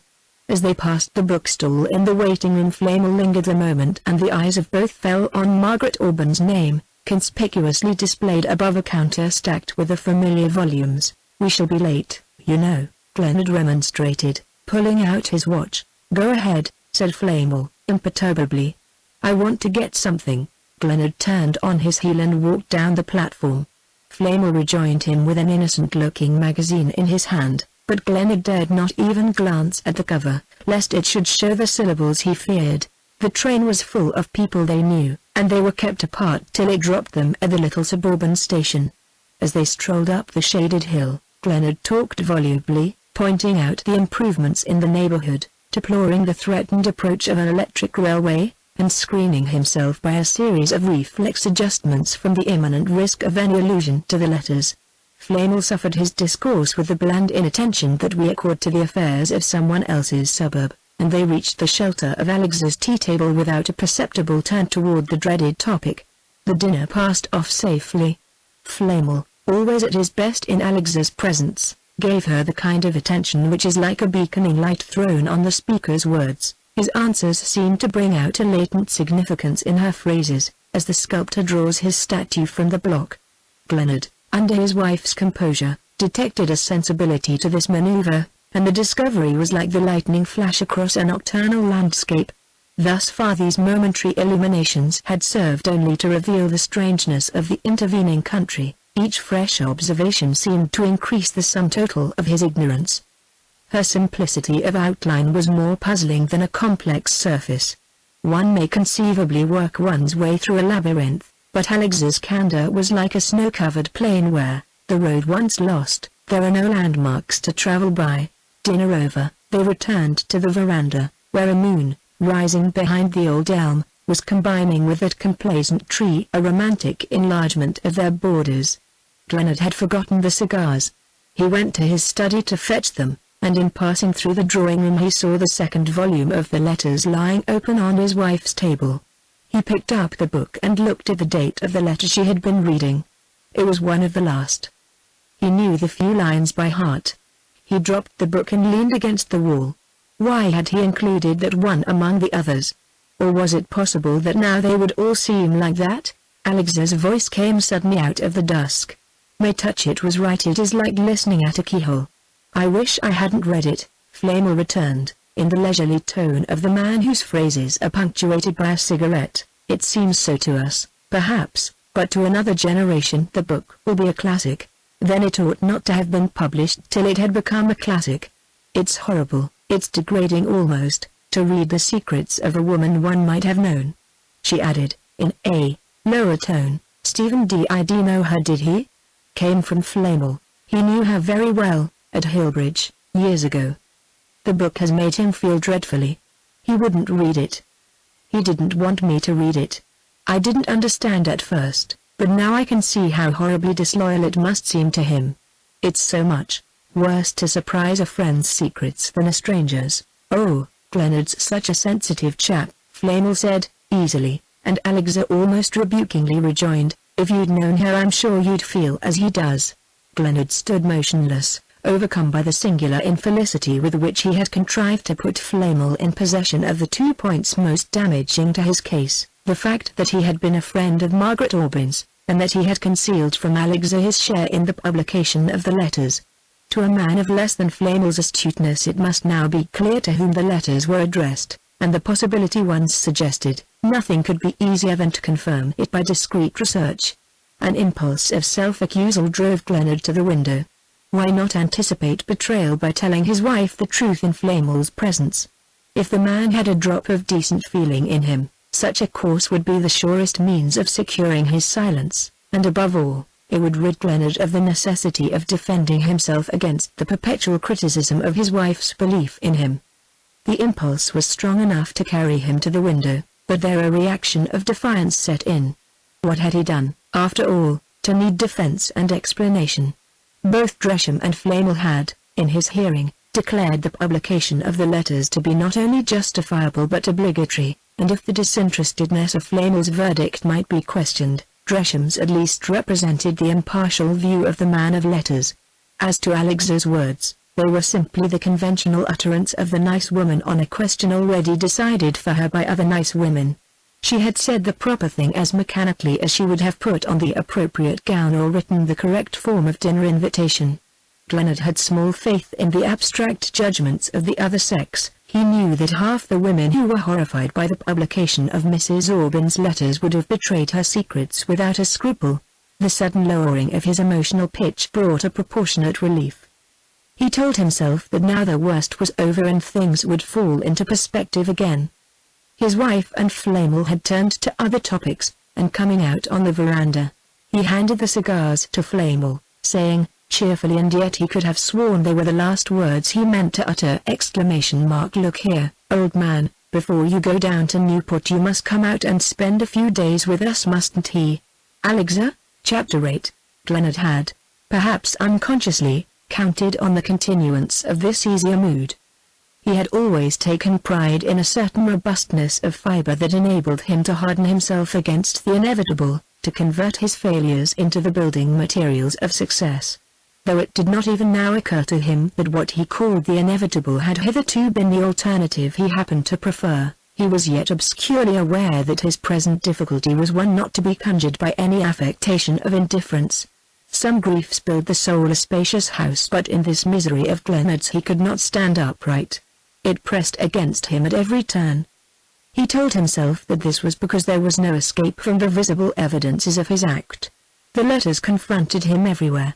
People who had never opened a book discussed them with critical reservations. To have read them had become a social obligation in circles to which literature never penetrates except in a personal guise. Glenard did himself injustice. It was from the unexpected discovery of his own pettiness that he chiefly suffered. Our self-esteem is a parchment to be based on the hypothetical great act we have never had occasion to perform, and even the most self-scrutinizing modesty credits itself negatively with a high standard of conduct. Glenard had never thought himself a hero, but he had been certain that he was incapable of baseness. We all like our wrongdoings to have a becoming cut, to be made to order, as it were, and Glenard found himself suddenly thrust into a garb of dishonor surely meant for a meaner figure. The immediate result of his first weeks of wretchedness was the resolve to go to town for the winter. He knew that such a course was just beyond the limit of prudence, but it was easy to allay the fears of Alexa who, scrupulously vigilant in the management of the household, preserved the American wife's usual aloofness from her husband's business cares. Glenard felt that he could not trust himself to a winter's solitude with her. He had an unspeakable dread of her learning the truth about the letters, yet could not be sure of steeling himself against the suicidal impulse of avowal. His very soul was parched for sympathy. He thirsted for a voice of pity and comprehension. But would his wife pity? Would she understand? Again he found himself brought up abruptly against his incredible ignorance of her nature. The fact that he knew well enough how she would behave in the ordinary emergencies of life, that he could count, in such contingencies, on the kind of high courage and directness he had always divined in her, made him the more hopeless of her entering into the tortuous psychology of an act that he himself could no longer explain or understand.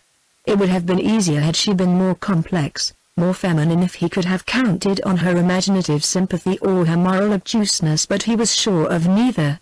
He was sure of nothing but that, for a time, he must avoid her. Glenard could not rid himself of the delusion that by and by his action would cease to make its consequences felt. He would not have cared to own to himself that he counted on the dulling of his sensibilities. He preferred to indulge the vague hypothesis that extraneous circumstances would somehow efface the blot upon his conscience. In his worst moments of self-abasement he tried to find solace in the thought that Flamel had sanctioned his course. Flamel, at the outset, must have guessed to whom the letters were addressed, yet neither then nor afterward had he hesitated to advise their publication. This thought drew Glenard to him in fitful impulses of friendliness, from each of which there was a sharp reaction of distrust and aversion. When Flamel was not at the house, he missed the support of his tacit connivance. When he was there, his presence seemed the assertion of an intolerable claim. Early in the winter the Glenards took possession of the little house that was to cost them almost nothing. The change brought Glenard the immediate relief of seeing less of his wife, and of being protected, in her presence, by the multiplied preoccupations of town life.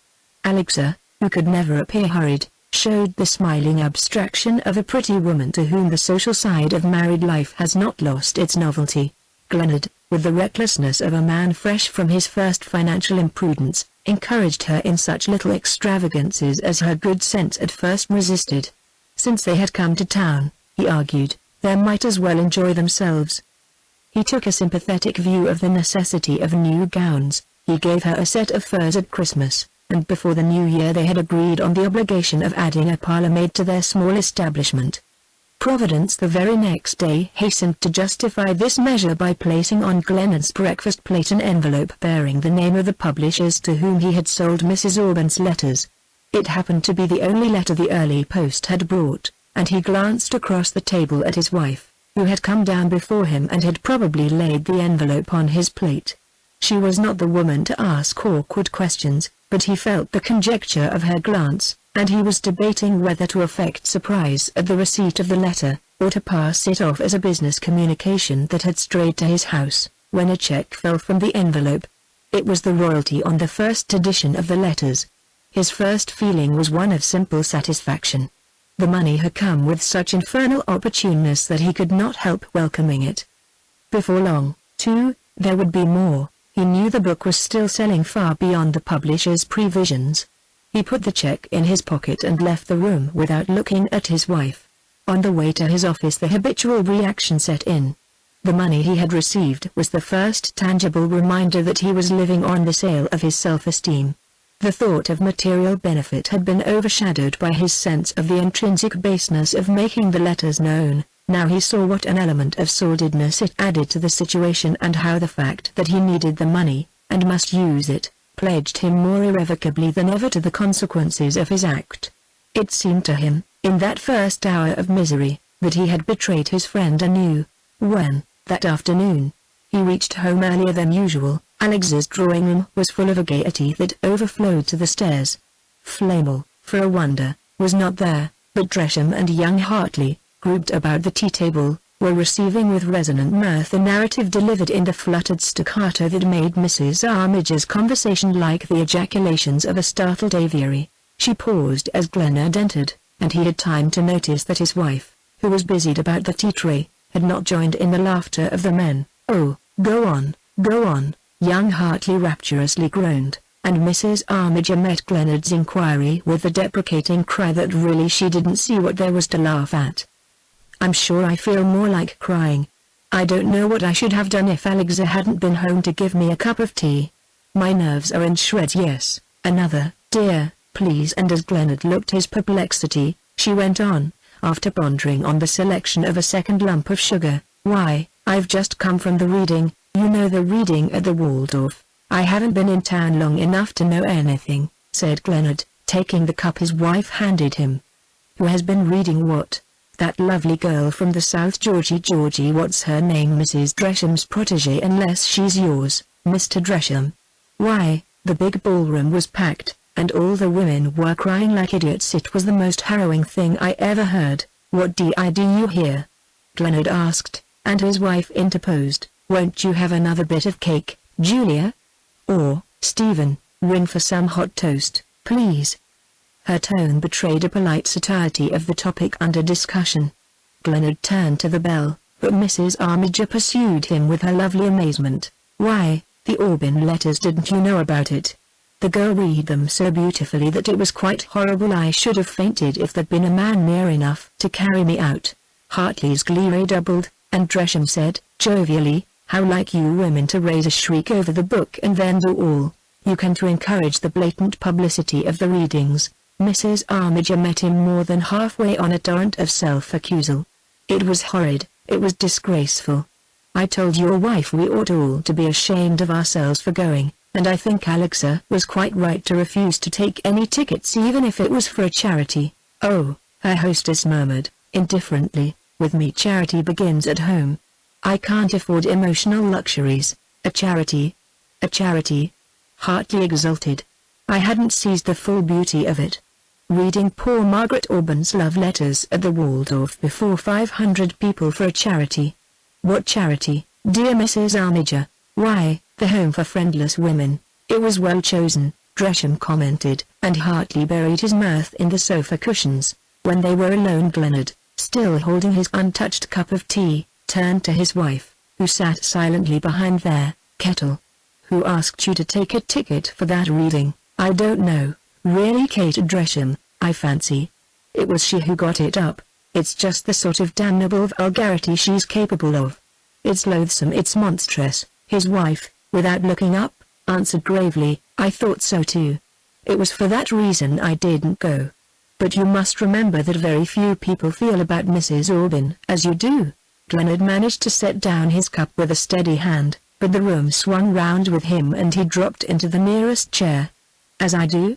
He repeated. I mean that very few people knew her when she lived in New York. To most of the women who went to the reading she was a mere name, too remote to have any personality. With me, of course, it was different. Glenard gave her a startled look. Different? Why different, since you were her friend, her friend? He stood up impatiently. You speak as if she had had only one, the most famous woman of her day. He moved vaguely about the room, bending down to look at some books on the table. I hope, he added, you didn't give that as a reason, by the way, a reason, for not going. A woman who gives reasons for getting out of social obligations is sure to make herself unpopular or ridiculous. The words were uncalculated, but in an instant he saw that they had strangely bridged the distance between his wife and himself. He felt her close on him, like a panting foe, and her answer was a flash that showed the hand on the trigger. I seem, she said from the threshold, to have done both in giving my reason to you. The fact that they were dining out that evening made it easy for him to avoid Alexa till she came downstairs in her opera cloak. Mrs. Touchett, who was going to the same dinner, had offered to call for her, and Glenard, refusing a precarious seat between the ladies' draperies, followed on foot. The evening was interminable. The reading at the Waldorf, at which all the women had been present, had revived the discussion of the Aubyn letters, and Glenard, hearing his wife questioned as to her absence, felt himself miserably wishing that she had gone, rather than that her staying away should have been remarked. He was rapidly losing all sense of proportion where the letters were concerned. He could no longer hear them mentioned without suspecting a purpose in the allusion. He even yielded himself for a moment to the extravagance of imagining that Mrs. Dresham, whom he disliked, had organized the reading in the hope of making him betray himself, for he was already sure that Dresham had divined his share in the transaction. The attempt to keep a smooth surface on this inner tumult was as endless and unavailing as efforts made in a nightmare. He lost all sense of what he was saying to his neighbors, and once when he looked up his wife's glance struck him cold. She sat nearly opposite him, at Flamel's side, and it appeared to Glenard that they had built about themselves one of those airy barriers of talk behind which two people can say what they please. While the reading was discussed they were silent. Their silence seemed to Glenard almost cynical. It stripped the last disguise from their complicity.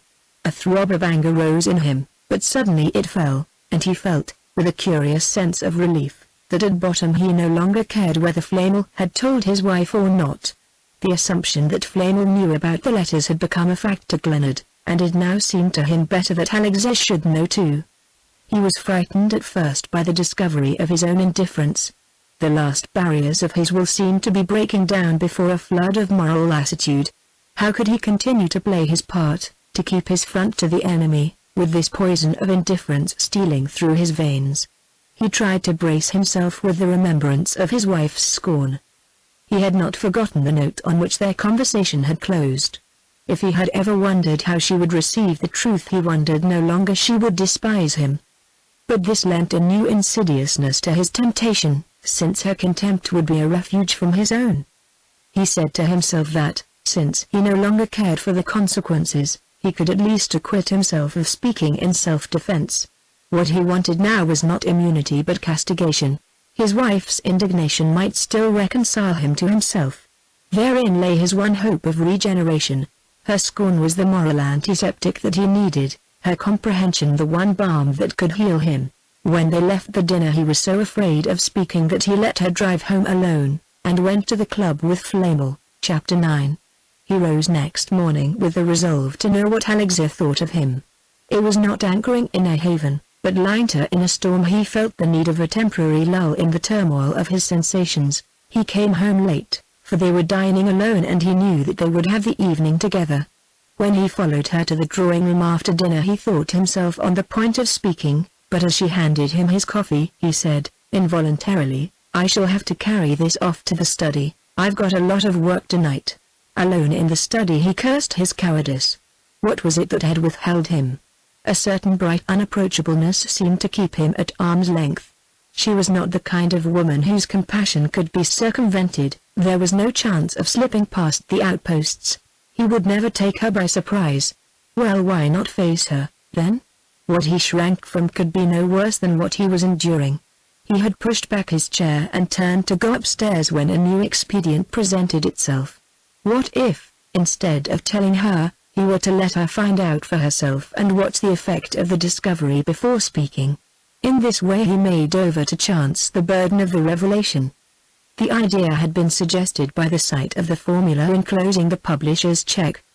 He had deposited the money, but the notice accompanying it dropped from his note-case as he cleared his table for work. It was the formula usual in such cases and revealed clearly enough that he was the recipient of a royalty on Margaret Auburn's letters. It would be impossible for Alexa to read it without understanding at once that the letters had been written to him and that he had sold them. He sat downstairs till he heard her ring for the parlour maid to put out the lights, then he went up to the drawing-room with a bundle of papers in his hand. Alexa was just rising from her seat and the lamplight fell on the deep roll of hair that overhung her brow like the eaves of a temple. Her face had often the high secluded look of a shrine, and it was this touch of awe in her beauty that now made him feel himself on the brink of sacrilege. Lest the feeling should dominate him, he spoke at once. "I've brought you a piece of work, a lot of old bills and things that I want you to sort for me. Some are not worth keeping, but you'll be able to judge of that. There may be a letter or two among them, nothing of much account, but I don't like to throw away the whole lot without having them looked over, and I haven't time to do it myself."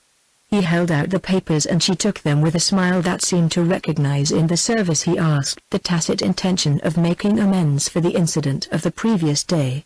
"Are you sure I shall know which to keep?" "Oh, quite sure," he answered, easily, "and besides, none are of much importance." The next morning he invented an excuse for leaving the house without seeing her, and when he returned, just before dinner, he found a visitor's hat and stick in the hall. The visitor was Flamel, who was in the act of taking leave. He had risen, but Alexa remained seated, and their attitude gave the impression of a colloquy that had prolonged itself beyond the limits of speech. Both turned a surprised eye on Glenard, and he had the sense of walking into a room grown suddenly empty, as though their thoughts were conspirators dispersed by his approach. He felt the clutch of his old fear. What if his wife had already sorted the papers and had told Flamel of her discovery? Well, it was no news to Flamel that Glenard was in receipt of a royalty on the Auburn letters. A sudden resolve to know the worst made him lift his eyes to his wife as the door closed on Flamel. But Alexa had risen also, and bending over her writing table, with her back to Glenard, was beginning to speak precipitately. "I'm dining out tonight. You don't mind my deserting you? Julia Armiger sent me word just now that she had an extra ticket for the last Ambrose concert. She told me to say how sorry she was that she hadn't to, but I knew you wouldn't be sorry."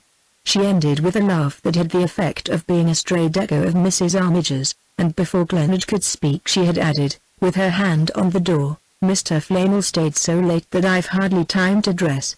The concert begins ridiculously early, and Julia dines at 7:30. Glenard stood alone in the empty room that seemed somehow full of an ironical consciousness of what was happening. "She hates me," he murmured. "She hates me." The next day was Sunday, and Glenard purposely lingered late in his room. When he came downstairs, his wife was already seated at the breakfast table. She lifted her usual smile to his entrance, and they took shelter in the nearest topic, like wayfarers overtaken by a storm. While he listened to her account of the concert, he began to think that, after all, she had not yet sorted the papers, and that her agitation of the previous day must be ascribed to another cause, in which perhaps he had but an indirect concern. He wondered it had never before occurred to him that Flamel was the kind of man who might very well please a woman at his own expense, without need of fortuitous assistance. If this possibility cleared the outlook, it did not brighten it.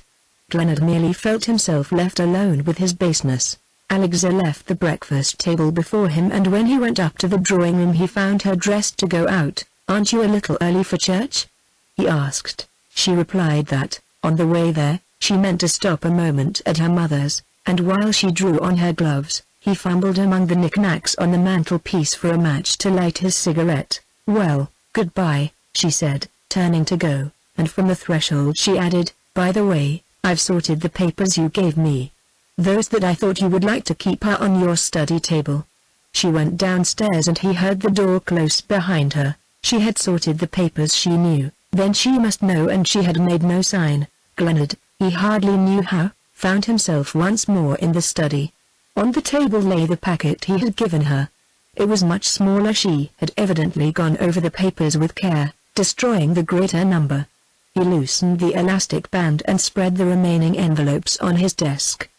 The publisher's notice was among them. Chapter 10. His wife knew, and she made no sign.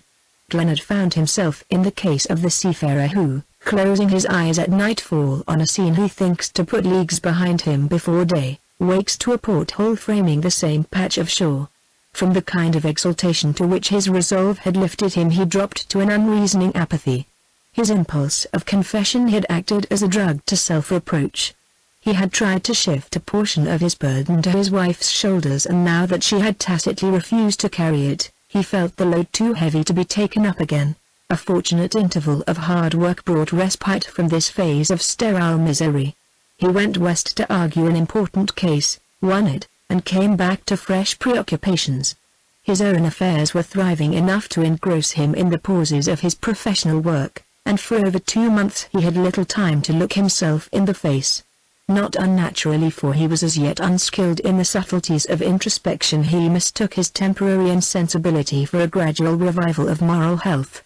He told himself that he was recovering his sense of proportion, getting to see things in their true light, and if he now thought of his rash appeal to his wife's sympathy, it was as an act of folly from the consequences of which he had been saved by the providence that watches over madmen. He had little leisure to observe Alexa, but he concluded that the common sense momentarily denied him her counselled her uncritical acceptance of the inevitable. If such a quality was a poor substitute for the passionate justness that had once seemed to characterize her, he accepted the alternative as a part of that general lowering of the key that seems needful to the maintenance of the matrimonial duet. What woman ever attained her abstract sense of justice where another woman was concerned? Possibly the thought that he had profited by Mrs. Aubyn's tenderness was not wholly disagreeable to his wife. When the pressure of work began to lessen, and he found himself, in the lengthening afternoons, able to reach home somewhat earlier, he noticed that the little drawing-room was always full, and that he and his wife seldom had an evening alone together. When he was tired, as often happened, she went out alone. The idea of giving up an engagement to remain with him seemed not to occur to her. She had shown, as a girl, little fondness for society, nor had she seemed to regret it during the year they had spent in the country. He reflected, however, that he was sharing the common lot of husbands, who proverbially mistake the early ardors of housekeeping for a sign of settled domesticity. Alexa, at any rate, was refuting his theory as inconsiderately as a seedling defeats the gardener's expectations. An undefinable change had come over her. In one sense it was a happy one, since she had grown, if not handsomer, at least more vivid and expressive. Her beauty had become more communicable, It was as though she had learned the conscious exercise of intuitive attributes and now used her effects with the discrimination of an artist skilled in values. To a dispassionate critic, as Glenard now rated himself, the art may at times have been a little too obvious. Her attempts at lightness lacked spontaneity, and she sometimes rasped him by laughing like Julia Armiger, but he had enough imagination to perceive that, in respect of the wife's social arts, a husband necessarily sees the wrong side of the tapestry. In this ironical estimate of their relation, Glenard found himself strangely relieved of all concern as to his wife's feelings for Flamel. From an Olympian pinnacle of indifference he calmly surveyed their inoffensive antics. It was surprising how his cheapening of his wife put him at ease with himself. Far as he and she were from each other, they yet had, in a sense, the tacit nearness of complicity. Yes, they were accomplices. He could no more be jealous of her than she could despise him. The jealousy that would once have seemed a blur on her whiteness now appeared like a tribute to ideals in which he no longer believed. Glenard was little given to exploring the outskirts of literature. He always skipped the literary notices in the papers, and he had small leisure for the intermittent pleasures of the periodical. He had therefore no notion of the prolonged reverberations which the Aubyn letters had awakened in the precincts of criticism. When the book ceased to be talked about, he supposed it had ceased to be read, and this apparent subsidence of the agitation about it brought the reassuring sense that he had exaggerated its vitality. The conviction, if it did not ease his conscience, at least offered him the relative relief of obscurity. He felt like an offender taken down from the pillory and thrust into the soothing darkness of a cell. But one evening, when Alexa had left him to go to a dance, he chanced to turn over the magazines on her table, and the copy of the horoscope, to which he settled down with his cigar, confronted him, on its first page, with a portrait of Margaret Aubyn. It was a reproduction of the photograph that had stood so long on his desk. The desiccating air of memory had turned her into the mere abstraction of a woman, and this unexpected evocation seemed to bring her nearer than she had ever been in life. Was it because he understood her better?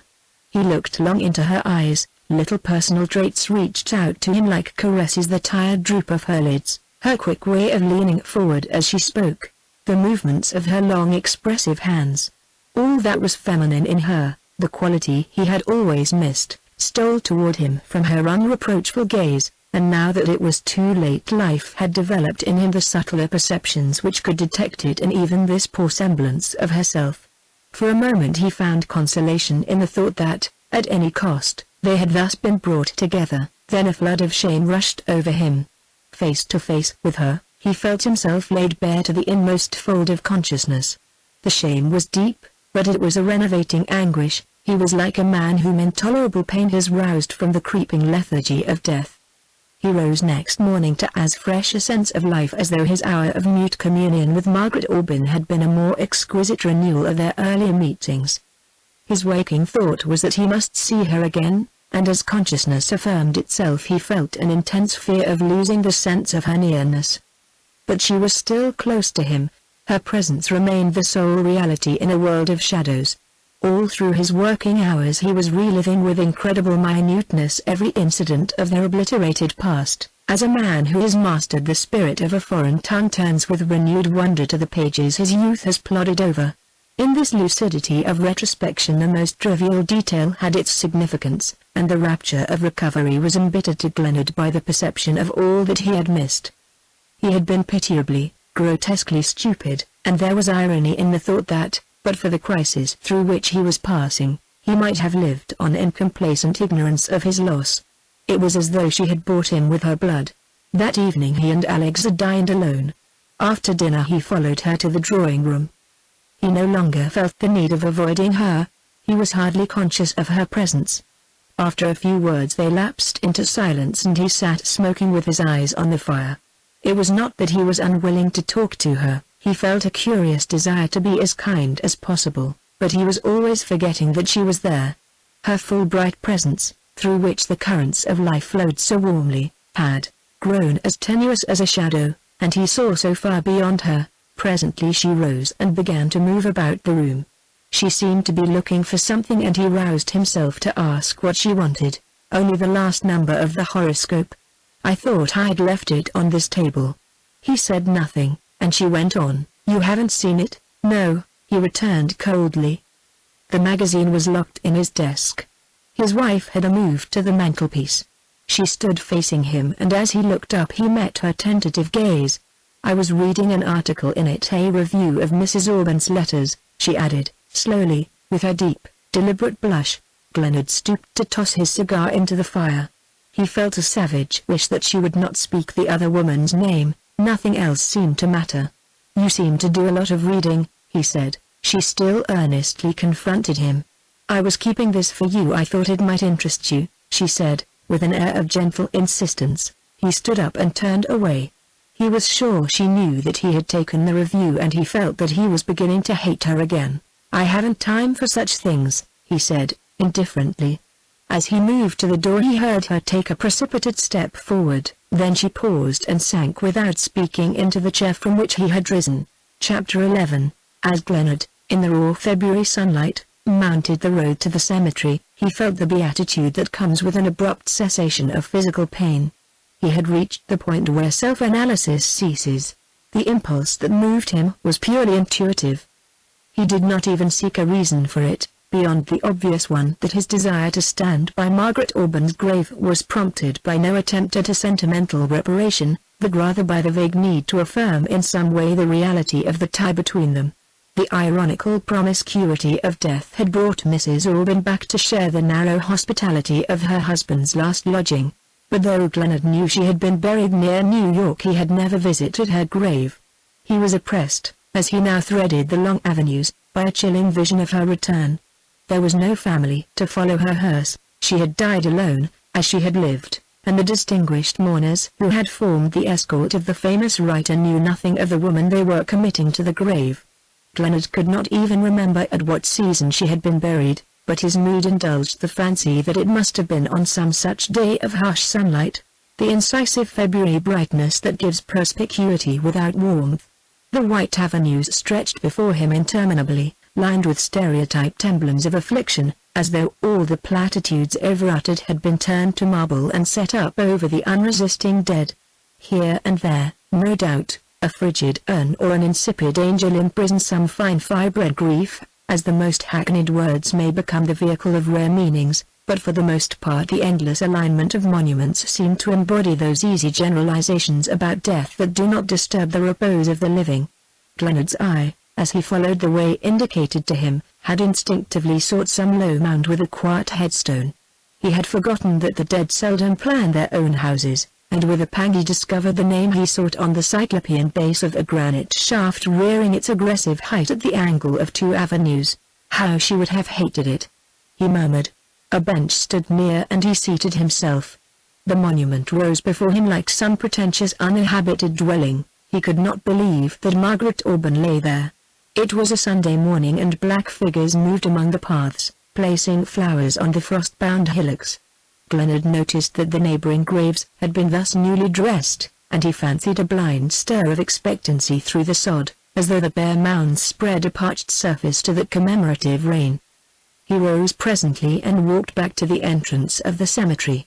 Several greenhouses stood near the gates, and turning in at the first he asked for some flowers. "Anything in the emblematic line?" asked the anemic man behind the dripping counter. Glenard shook his head. "Just cut flowers?" "This way, then." The florist unlocked a glass door and led him down a moist green aisle.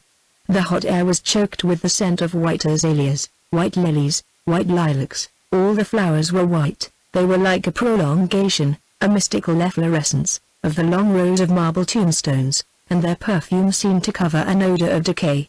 The rich atmosphere made Glenard dizzy. As he leaned in the doorpost, waiting for the flowers, he had a penetrating sense of Margaret Aubyn's nearness, not the imponderable presence of his inner vision, but a life that beat warm in his arms. The sharp air caught him as he stepped out into it again. He walked back and scattered the flowers over the grave. The edges of the white petals shriveled like burnt paper in the cold, and as he watched them the illusion of her nearness faded, shrank back frozen. Chapter 12. The motive of his visit to the cemetery remained undefined save as a final effort of escape from his wife's inexpressive acceptance of his shame. It seemed to him that as long as he could keep himself alive to that shame he would not wholly have succumbed to its consequences. His chief fear was that he should become the creature of his act. His wife's indifference degraded him, it seemed to put him on a level with his dishonor. Margaret Auburn would have abhorred the deed in proportion to her pity for the man. The sense of her potential pity drew him back to her. The one woman knew but did not understand. The other, it sometimes seemed, understood without knowing. In its last disguise of retrospective remorse, his self-pity affected a desire for solitude and meditation. He lost himself in morbid musings, in futile visions of what life with Margaret Auburn might have been. There were moments when, in the strange dislocation of his view, the wrong he had done her seemed a tie between them. To indulge these emotions he fell into the habit, on Sunday afternoons, of solitary walks prolonged till after dusk. The days were lengthening, there was a touch of spring in the air, and his wanderings now usually led him to the park and its outlying regions. One Sunday, tired of aimless locomotion, he took a cab at the park gates and let it carry him out to the riverside drive. It was a grey afternoon streaked with east wind. Glenard's cab advanced slowly, and as he leaned back, gazing with absent intentness at the deserted paths that wound under bare boughs between grass banks of premature vividness, his attention was arrested by two figures walking ahead of him. This couple, who had the path to themselves, moved at an uneven pace, as though adapting their gait to a conversation marked by meditative intervals. Now and then they paused, and in one of these pauses the lady, turning toward her companion, showed Glenard the outline of his wife's profile. The man was Flamel. The blood rushed to Glenard's forehead. He sat up with a jerk and pushed back the lid in the roof of the hansom, but when the cabman bent down he dropped into his seat without speaking. Then, becoming conscious of the prolonged interrogation of the lifted lid, he called out, "Turn, drive back anywhere, I'm in a hurry." As the cab swung round he caught a last glimpse of the two figures. They had not moved. Alexa, with bent head, stood listening. My God, he groaned. It was hideous, it was abominable, he could not understand it. The woman was nothing to him, less than nothing, yet the blood hummed in his ears and hung a cloud before him. He knew it was only the stirring of the primal instinct, that it had no more to do with his reasoning self than any reflex impulse of the body, but that merely lowered anguish to disgust. Yes, it was disgust. He felt almost a physical nausea. The poisonous fumes of life were in his lungs. He was sick, unutterably sick. He drove home and went to his room. They were giving a little dinner that night, and when he came down the guests were arriving. He looked at his wife. Her beauty was extraordinary, but it seemed to him the beauty of a smooth sea along an unlit coast. She frightened him. He sat late that night in his study. He heard the parlour-maid lock the front door, then his wife went upstairs and the lights were put out. His brain was like some great empty hall with an echo in it. One thought reverberated endlessly. At length he drew his chair to the table and began to write. He addressed an envelope and then slowly reread what he had written. My dear Flamel, many apologies for not sending you sooner the enclosed check, which represents the customary percentage on the sale of the letters. Trusting you will excuse the oversight. Yours truly, Stephen Glenard. He let himself out of the darkened house and dropped the letter in the post box at the corner. The next afternoon he was detained late at his office, and as he was preparing to leave he heard someone asking for him in the outer room. He seated himself again and Flamel was shown in. The two men, as Glenard pushed aside an obstructive chair, had a moment to measure each other, then Flamel advanced, and drawing out his note-case, laid a slip of paper on the desk. My dear fellow, what on earth does this mean? Glenard recognized his check. That I was remiss, simply. It ought to have gone to you before. Flamel's tone had been that of unaffected surprise, but at this his accent changed and he asked, quickly, on what ground? Glenard had moved away from the desk and stood leaning against the calf-backed volumes of the bookcase. On the ground that you sold Mrs. Auburn's letters for me, and that I find the intermediary in such cases is entitled to a percentage on the sale. Flamel paused before answering. You find, you say. It's a recent discovery, obviously, for my not sending the check sooner. You see, I'm new to the business, and since when have you discovered that there was any question of business? As far as I was concerned, Glenard flushed and his voice rose slightly. Are you reproaching me for not having remembered it sooner, Flamel? who had spoken in the rapid repressed tone of a man on the verge of anger, stared a moment at this and then, in his natural voice, rejoined, good-humoredly, upon my soul, I don't understand you. The change of key seemed to disconcert Glenard. It's simple enough, he muttered, simple enough. You're offering me money in return for a friendly service. I don't know what your other friends expect. Some of my friends wouldn't have undertaken the job. Those who would have done so would probably have expected to be paid. He lifted his eyes to Flamel and the two men looked at each other. Flamel had turned white and his lips stirred, but he held his temperate note. If you mean to imply that the job was not a nice one, you lay yourself open to the retort that you proposed it. But for my part, I've never seen, I never shall see, any reason for not publishing the letters. That's just it. What? The certainty of your not seeing was what made me go to you. When a man's got stolen goods to pawn, he doesn't take them to the police station. Stolen? Flamel echoed. The letters were stolen? Glenard burst into a coarse laugh. How much longer do you expect me to keep up that pretense about the letters? You knew well enough they were written to me. Flamel looked at him in silence. Were they? He said at length. I didn't know it, and didn't suspect it, I suppose, Glenard sneered. The other was again silent. Then he said, I may remind you that, supposing I had felt any curiosity about the matter, I had no way of finding out that the letters were written to you. You never showed me the originals. What does that prove? There were 50 ways of finding out. It's the kind of thing one can easily do. Flamel glanced at him with contempt. Our ideas probably differ as to what a man can easily do. It would not have been easy for me. Glenard's anger vented itself in the words uppermost in his thought. It may, then, interest you to hear that my wife does know about the letters, has known for some months. Ah, said the other, slowly. Glenard saw that, in his blind clutch at a weapon, he had seized the one most apparent to wound. Flamel's muscles were under control, but his face showed the undefinable change produced by the slow infiltration of poison. Every implication that the words contained had reached its mark, but Glenard felt that their obvious intention was lost in the anguish of what they suggested. He was sure now that Flamel would never have betrayed him, but the inference only made a wider outlet for his anger.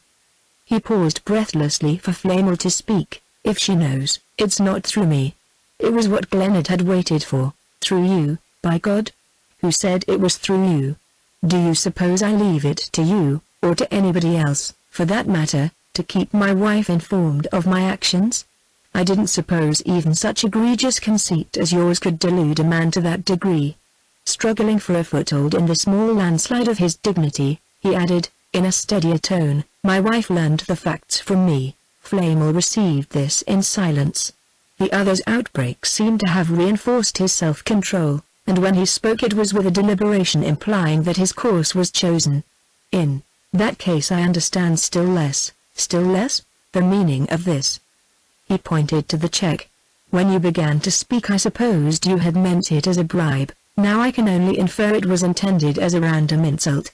In either case, here's my answer. He tore the slip of paper in two and tossed the fragments across the desk to Glenard. Then he turned and walked out of the office. Glenard dropped his head on his hands. If he had hoped to restore his self-respect by the simple expedient of assailing Flamels, the result had not justified his expectation.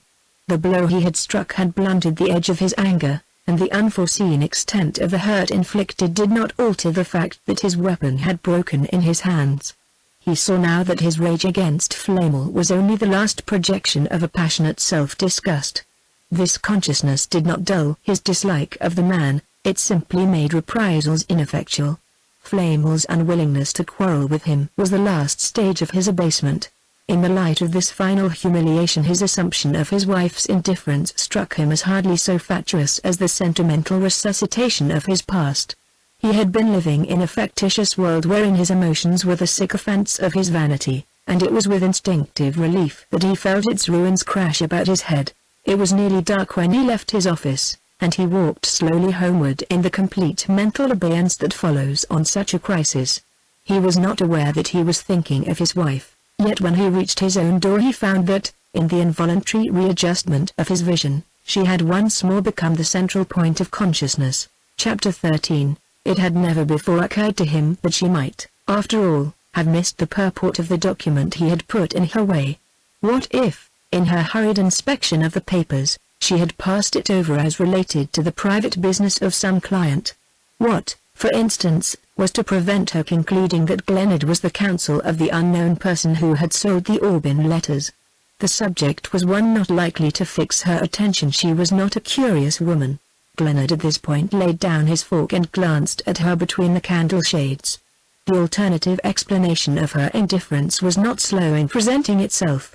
Her head had the same listening droop as when he had caught sight of her the day before in Flamel's company. The attitude revived the vividness of his impression. It was simple enough, after all. She had ceased to care for him because she cared for someone else. As he followed her upstairs he felt a sudden stirring of his dormant anger. His sentiments had lost all their factitious complexity. He had already acquitted her of any connivance in his baseness, and he felt only that he loved her and that she had escaped him. This was now, strangely enough, his dominating thought, the consciousness that he and she had passed through the fusion of love and had emerged from it as incommunicably apart as though the transmutation had never taken place. Every other passion, he mused, left some mark upon the nature, but love passed like the flight of a ship across the waters. She sank into her usual seat near the lamp, and he leaned against the chimney, moving about with an inattentive hand the knick-knacks on the mantel. Suddenly he caught sight of her reflection in a mirror. She was looking at him. He turned and their eyes met. He moved across the room and stood before her. "There's something that I want to say to you," he began in a low tone. She held his gaze, but her color deepened. He noticed again, with a jealous pang, how her beauty had gained in warmth and meaning. It was as though a transparent cup had been filled with wine. He looked at her ironically. "I've never prevented your seeing your friends here," he broke out. "Why do you meet Flamel in out-of-the-way places? Nothing makes a woman so cheap." She rose abruptly and they faced each other a few feet apart. "What do you mean?" she asked. "I saw you with him last Sunday on the Riverside Drive," he went on, the utterance of the charge reviving his anger. "Ah," she murmured. She sank into her chair again and began to play with a paper knife that lay on the table at her elbow. Her silence exasperated him. "Well?" he burst out. "Is that all you have to say? Do you wish me to explain?" she asked, proudly. "Do you imply I haven't the right to?" "I imply nothing. I will tell you whatever you wish to know. I went for a walk with Mr. Flamel because he asked me to. I didn't suppose you went uninvited. But there are certain things a sensible woman doesn't do. She doesn't slink about in out-of-the-way streets with men. Why couldn't you have seen him here?" She hesitated. "Because he wanted to see me alone." "Did he, indeed?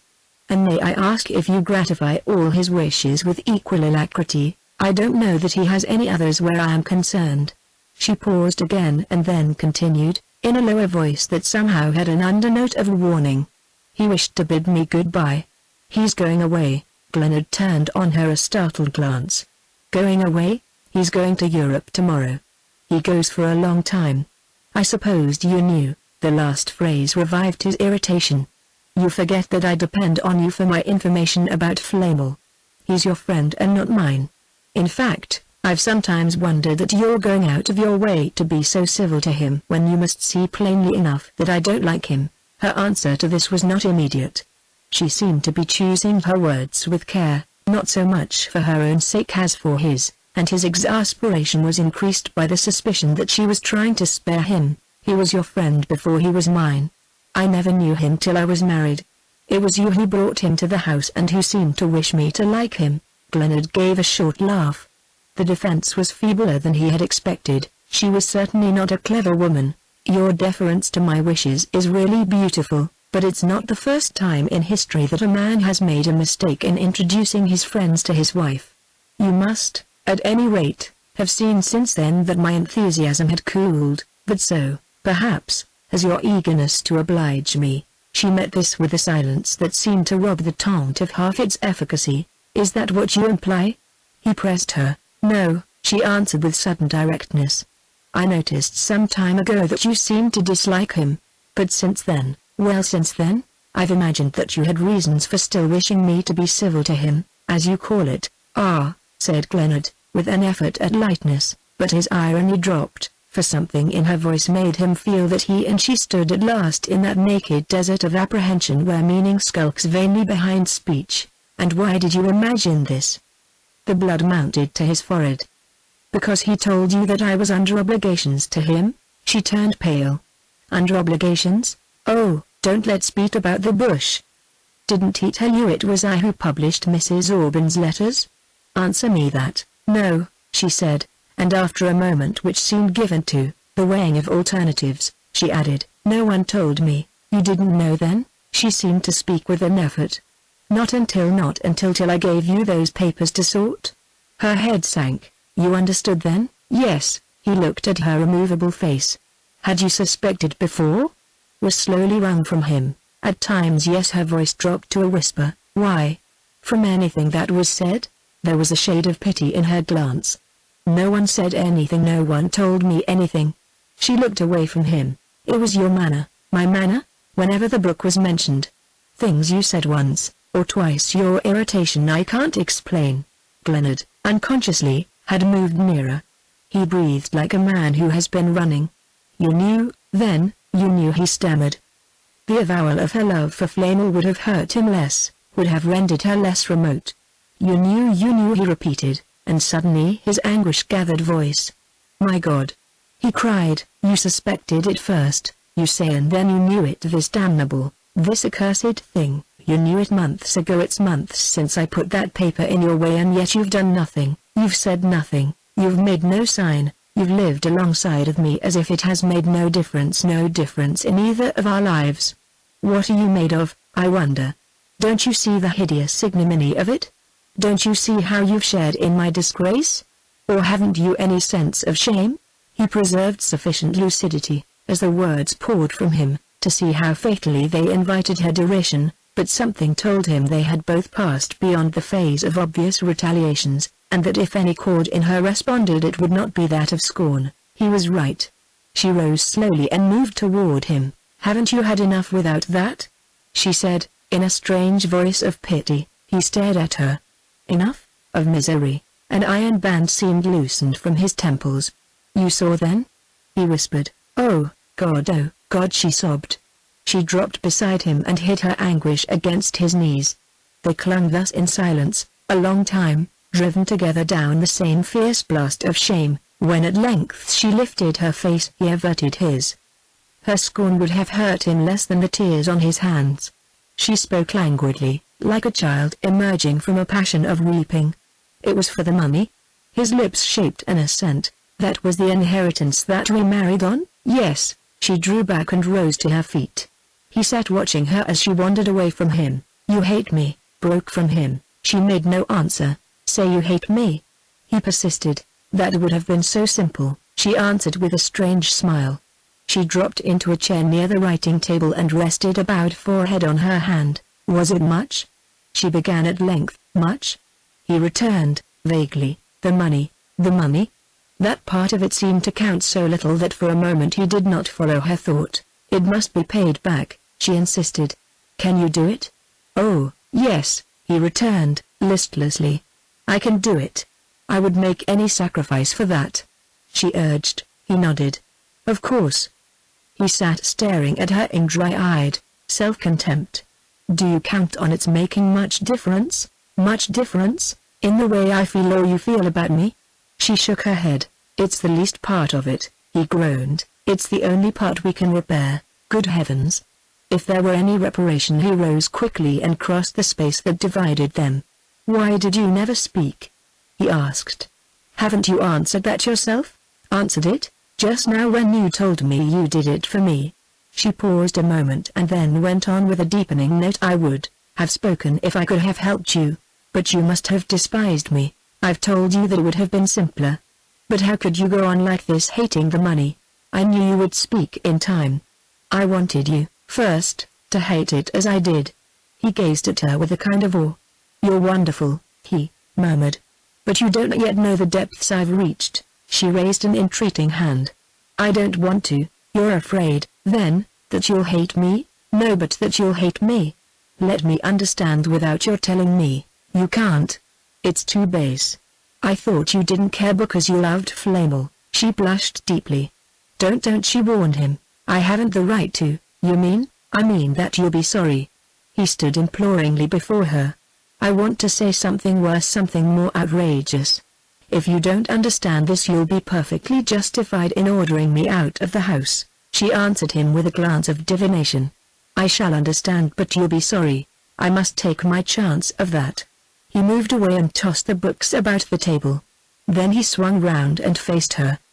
"Does Flamel care for you?" he asked. Her flush deepened, but she still looked at him without anger. "What would be the use?" she said with a note of sadness. "Ah, I didn't ask that," he penitently murmured. "Well, then." To this adjuration he made no response beyond that of gazing at her with an eye which seemed now to view her as a mere factor in an immense redistribution of meanings. "I insulted Flamel today. I let him see that I suspected him of having told you. I hated him because he knew about the letters." He caught the spreading horror of her eyes, and for an instant he had to grapple with the new temptation they lit up. Then he said, with an effort, "Don't blame him, he's impeccable. He helped me to get them published, but I lied to him too. I pretended they were written to another man. A man who was dead." She raised her arms in a gesture that seemed to ward off his blows. "You do despise me?" he insisted. "Ah, that poor woman, he heard her murmur. "I spare no one, you see." He triumphed over her. She kept her face hidden. "You do hate me, you do despise me." He strangely exulted. "Be silent," she commanded him, but he seemed no longer conscious of any check on his gathering purpose. He cared for you," he repeated, "and he never told you of the letters." She sprang to her feet. "How can you?" she flamed. "How dare you?" "That," Glenard was ashy pale. "It's a weapon. Like another, a scoundrel's." He smiled wretchedly. "I should have used it in his place, Stephen." "Stephen!" she cried, as though to drown the blasphemy on his lips. She swept to him with a rescuing gesture. "Don't say such things. I forbid you. It degrades us both." He put her back with trembling hands. "Nothing that I say of myself can degrade you.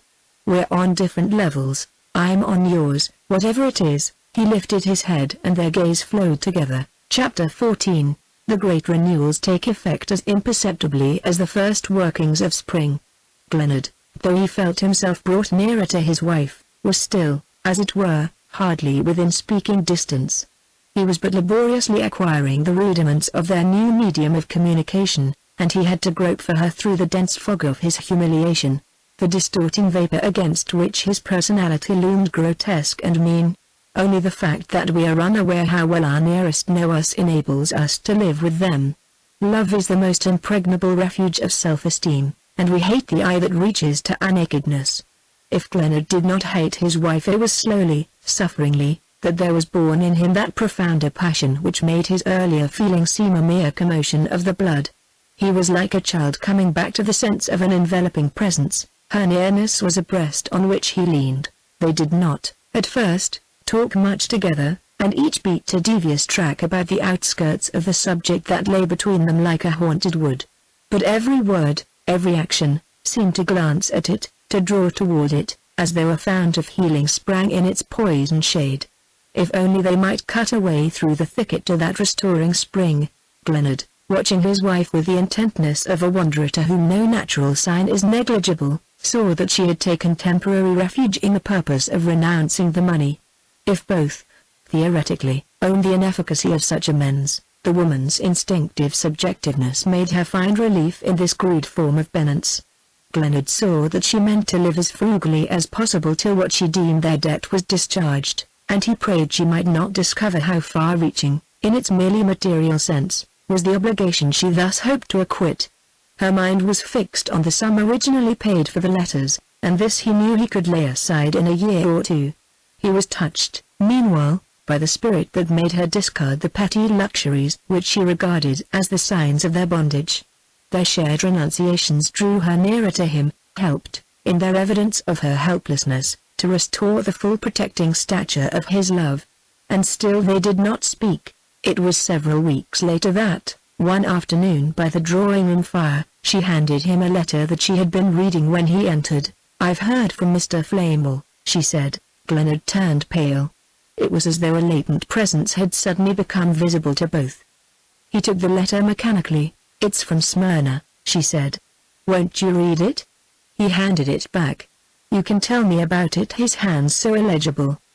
He wandered to the other end of the room and then turned and stood before her. "I've been thinking of writing to Flamel," he said. She looked up. "There's one point," he continued, slowly, "that I ought to clear up. I told him you'd known about the letters all along, for a long time, at least, and I saw it hurt him horribly. It was just what I meant to do, of course, but I can't leave him to that false impression. I must write him." She received this without outward movement, but he saw that the depths were stirred. At length she returned, in a hesitating tone, "Why do you call it a false impression?" "I did know, yes, but I implied you didn't care." "Ah." He still stood looking down on her. "Don't you want me to set that right?" He tentatively pursued. She lifted her head and fixed him bravely. "It isn't necessary," she said. Glenard flushed with the shock of the retort. Then, with a gesture of comprehension, "No," he said, "with you it couldn't be. But I might still set myself right." She looked at him gently. "Don't I," she murmured, "do that, in being yourself merely? Alas, the rehabilitation's too complete. You make me seem to myself even what I'm not, what I can never be. I can't, at times, defend myself from the deluge, Scion, but I can at least enlighten others." The flood was loosened, and kneeling by her he caught her hands. "Don't you see that it's become an obsession with me? That if I could strip myself down to the last lie only there'd always be another one left under it!" And do penance naked in the marketplace, I should at least have the relief of easing one anguish by another. Don't you see that the worst of my torture is the impossibility of such amends?" Her hands lay in his without returning pressure. "Ah, poor woman, poor woman." He heard her sigh. "Don't pity her, pity me. What have I done to her or to you? After all? You're both inaccessible. It was myself I sold." He took an abrupt turn away from her, then halted before her again. "How much longer?" he burst out. "Do you suppose you can stand it? You've been magnificent, you've been inspired, but what's the use? You can't wipe out the ignominy of it. It's miserable for you and it does her no good." She lifted a vivid face. "That's the thought I can't bear," she cried. "What thought? That it does her no good, all your feeling, all your suffering? Can it be that it makes no difference?" He avoided her challenging glance. "What's done is done," he muttered. "Is it ever, quite, I wonder?" she mused. He made no answer and they lapsed into one of the pauses that are a subterranean channel of communication. It was she who, after a while, began to speak with a new suffusing diffidence that made him turn a roused eye on her. "Don't they say," she asked, feeling her way as in a kind of tender apprehensiveness, "that the early Christians, instead of pulling down the heathen temples, the temples of the unclean gods, purified them by turning them to their own uses? I've always thought one might do that with one's actions, the actions one loathes but can't undo. One can make, I mean, a wrong the door to other wrongs or an impassable wall against them." Her voice wavered on the word. "We can't always tear down the temples we've built to the unclean gods, but we can put good spirits in the house of evil, the spirits of mercy and shame and understanding, that might never have come to us if we hadn't been in such great need." She moved over to him and laid a hesitating hand on his. His head was bent and he did not change his attitude. She sat down beside him without speaking, but their silences now were fertile as rain clouds. They quickened the seeds of understanding. At length he looked up. "I don't know," he said, "what spirits have come to live in the house of evil that I built, but you're there and that's enough for me. It's strange," he went on after another pause, "she wished the best for me so often, and now, at last, it's through her that it's come to me. But for her I shouldn't have known you. It's through her that I've found you. Sometimes, do you know, that makes it hardest, makes me most intolerable to myself. Can't you see that it's the worst thing I've got to face? I sometimes think I could have borne it better if you hadn't understood. I took everything from her, everything, even to the poor shelter of loyalty she'd trusted in, the only thing I could have left her! I took everything from her. I deceived her, I despoiled her, I destroyed her, and she's given me you in return." His wife's cry caught him up. It isn't that she's given me to you, it is that she's given you to yourself." She leaned to him as though swept forward on a wave of pity. "Don't you see," she went on, as his eyes hung on her, "that that's the gift you can't escape from, the debt you're pledged to acquit? Don't you see that you've never before been what she thought you, and that now, so wonderfully, she's made you into the man she loved? That's worth suffering for, worth dying for. To a woman that's the gift she would have wished to give." "Ah," he cried, "but woe to him by whom it cometh." "What did I ever give her? The happiness of giving," she said.